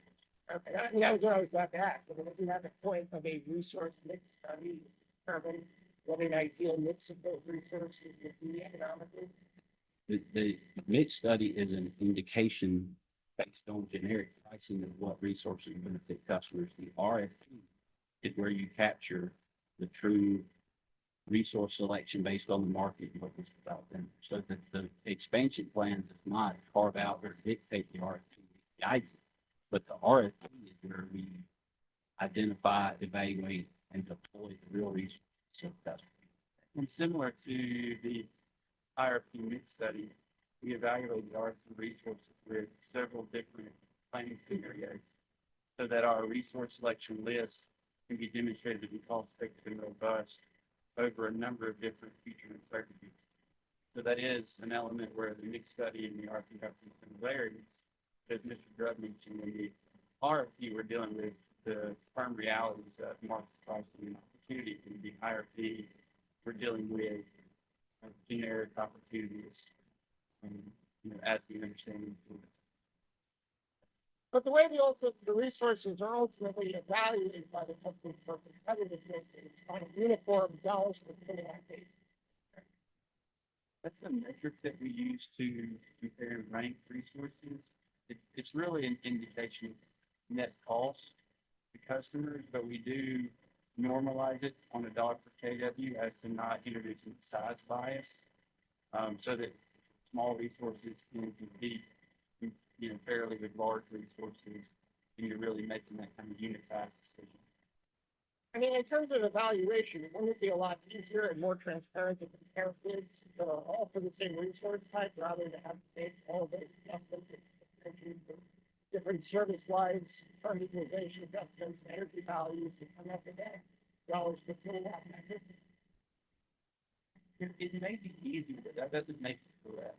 And so I think what we do is we go through a real diligent process to compare different resource types, to determine lengths, and find the correct ways to put them on a comparative basis so that we can get a diverse resource pool that serves our customers cost effectively and reliably. I mean, wouldn't it also make it easier for bidders to possibly open up the market to more competition? If, for example, battery developers knew that they're only bidding against battery projects and not actually gas plants, or thermal resource builders knew that they were only bidding up against thermal resources instead of battery installation, be much lower capital cost. I don't know if it makes it any easier for bidders. I mean, what bidders are asked is to provide their best proposal based on the cost to build and operate their resource. That's what the company does with the company-owned proposals. And then it's up to the evaluation team to evaluate those appropriately under the collaboration and overview of commission staff and the independent evaluator. And then ultimately we bring those resource selections to the commission for their approval. I think the bidding community is in a really good spot to do what they need to do in an all-source RFP. Really no different than if they were in a target RFP. And the company is proposing to build 5 combined cycle gas generations in 3 different locations, correct? That's great. And the bids for those generating units were all made by the company to the owner. That's correct. And those were the only bids in this RFP to get those ceremony. Is that correct? That is correct, yes. So what happened here? Why weren't there more bids? Are there no other developers that can fit in and build these gas units with the RFP? We can't comment on what the state of the market is. There's a lot of turbulence in there.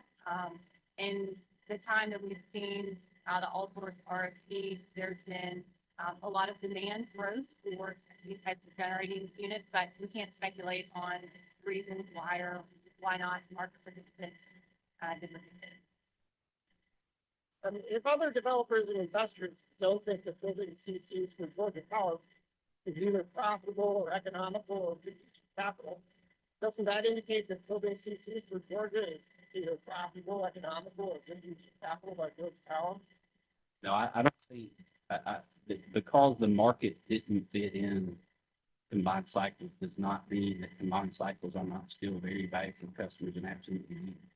Our generic expansion plans show that we need gas. We know because of the loads that these large loads are coming, we need energy from our resources. And so we can't speak to why the market didn't do it. I do think the fact that the company did those in and they're crucial for serving customer loads going forward is a benefit of the commission's process where the company owned proposals are bid into an RFP. So that if there are technologies that are needed, the company has the opportunity and in some ways the obligation to bid those in. So just because the market did not do it does not mean that they're not economically definitely necessary. Now, looking back again at what the company was projected as a capacity need in 2022, I want to show you what I marked as Exhibit STF GIA 2 Chairman.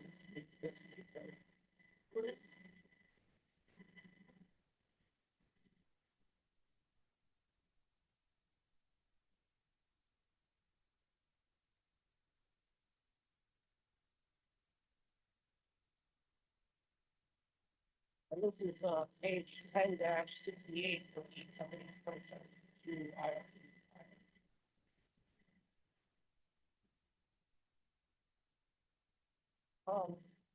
So what does this exhibit show was the company's projected capacity need for that 2029 to 2031? So this, again, is from the 2022 IRP, which is based on a load forecast that will be generated in the fall and has the resources, something we talked about, and showing the winter need of around 1,034 megawatts, and then 1,467 megawatts in 30, and then 3,723 in 2031. Thank you. I also want to show you another exhibit. This one I've marked STF DIA 3. Mr. Chairman. Sure.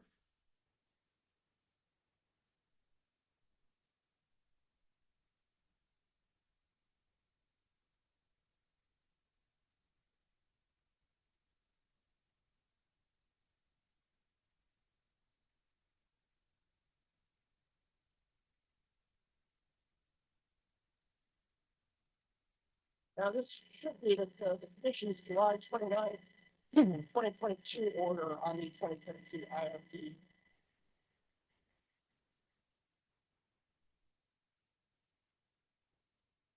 And I don't need you to look at the whole thing. I mean, there are a lot of components to this order and the stipulation between the company and the staff, right there. Yes, and there always is the IRP. With all of the required elements for the 20-year plan and other things, again, not being wrong with the pieces.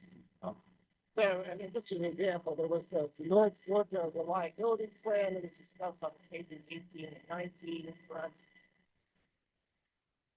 Yeah. 18 and 19.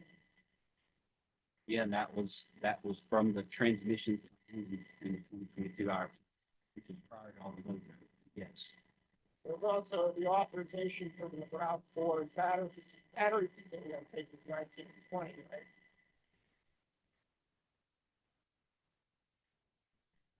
Yes, it is.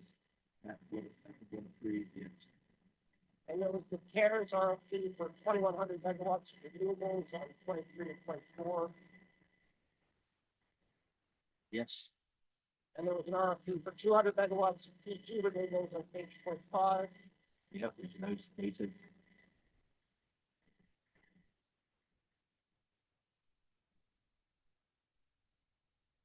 And that's fine. It's all right. All right.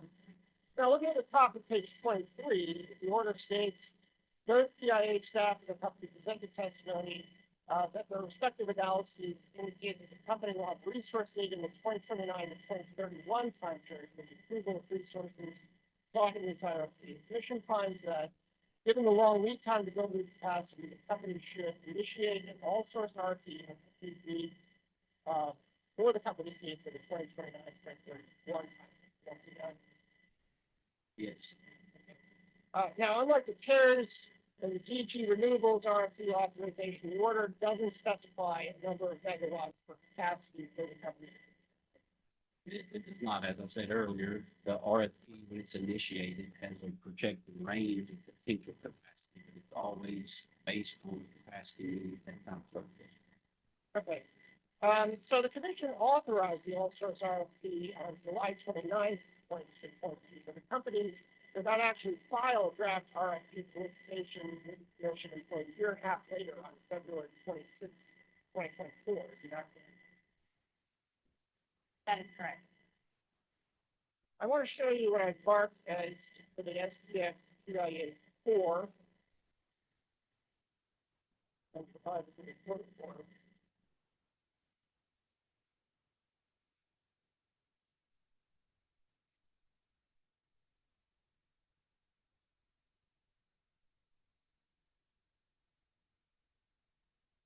This is page 15 of the company's 2023 integrated resource plan update filed with the commission on October 27th. There's a reference to the all source RFP at the top of the page. See that? Just a second. Yeah.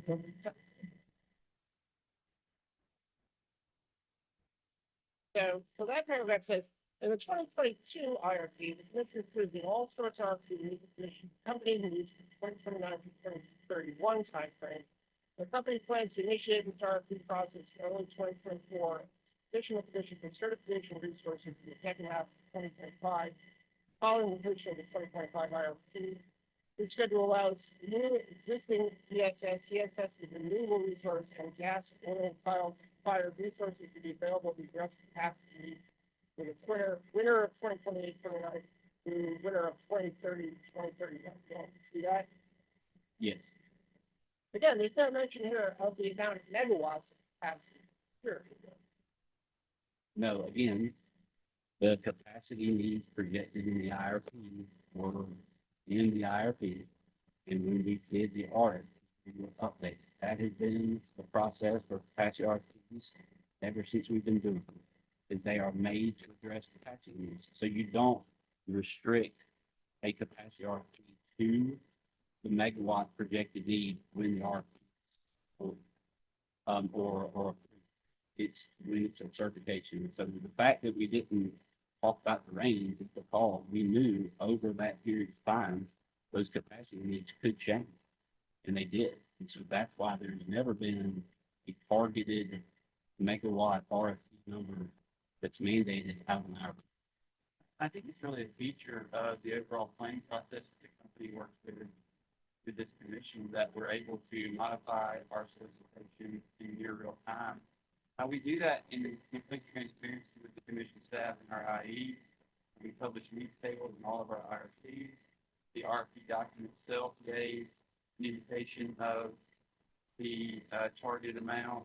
But what's most important is that we have the flexibility in this regulatory framework to meet the need, not to over procure or to under procure, and that positions towards power and the state of Georgia to remain very competitive in the economic development space. Don't you think it would be good though for the commission to go something megawatts and authorizing or authorizing? The commission approves the RFP, gives the guidance, and I don't want to speak for the commission, but the process has been updated.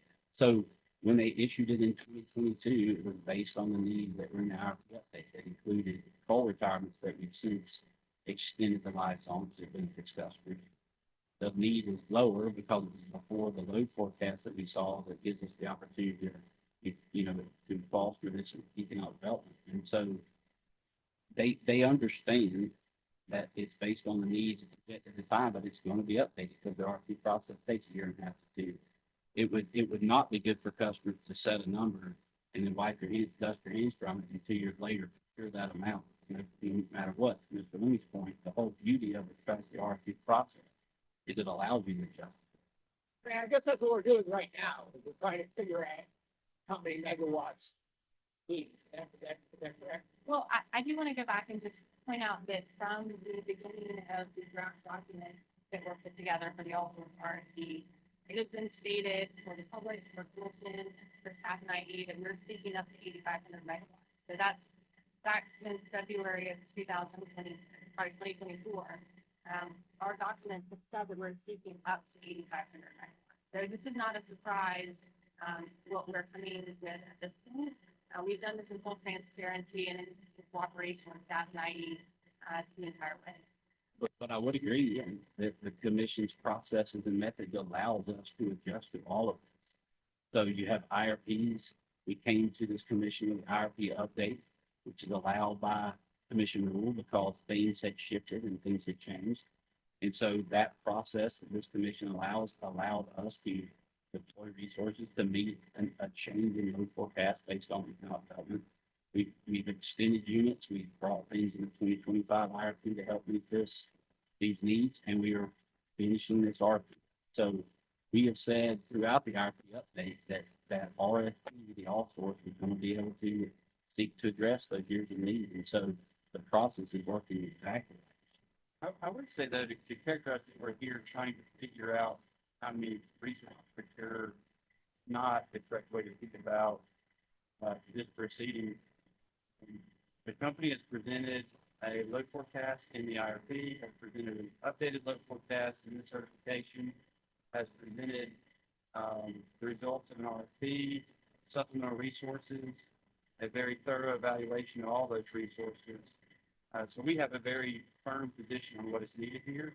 We believe we've provided all the adequate information, and we're here to discuss that. I don't think the characterize it that we're sitting up here trying to figure things out. It's just the inappropriate way to characterize the work that's taking place.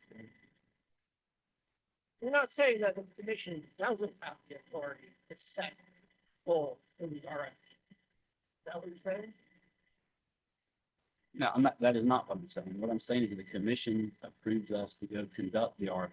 We bring forth resources for certification. To Mr. Looney's point, the company's position is clear that a full 9,990 megawatts is what we're seeking certification for, supported by the load forecast that Mr. Valiant team updated just a few weeks ago.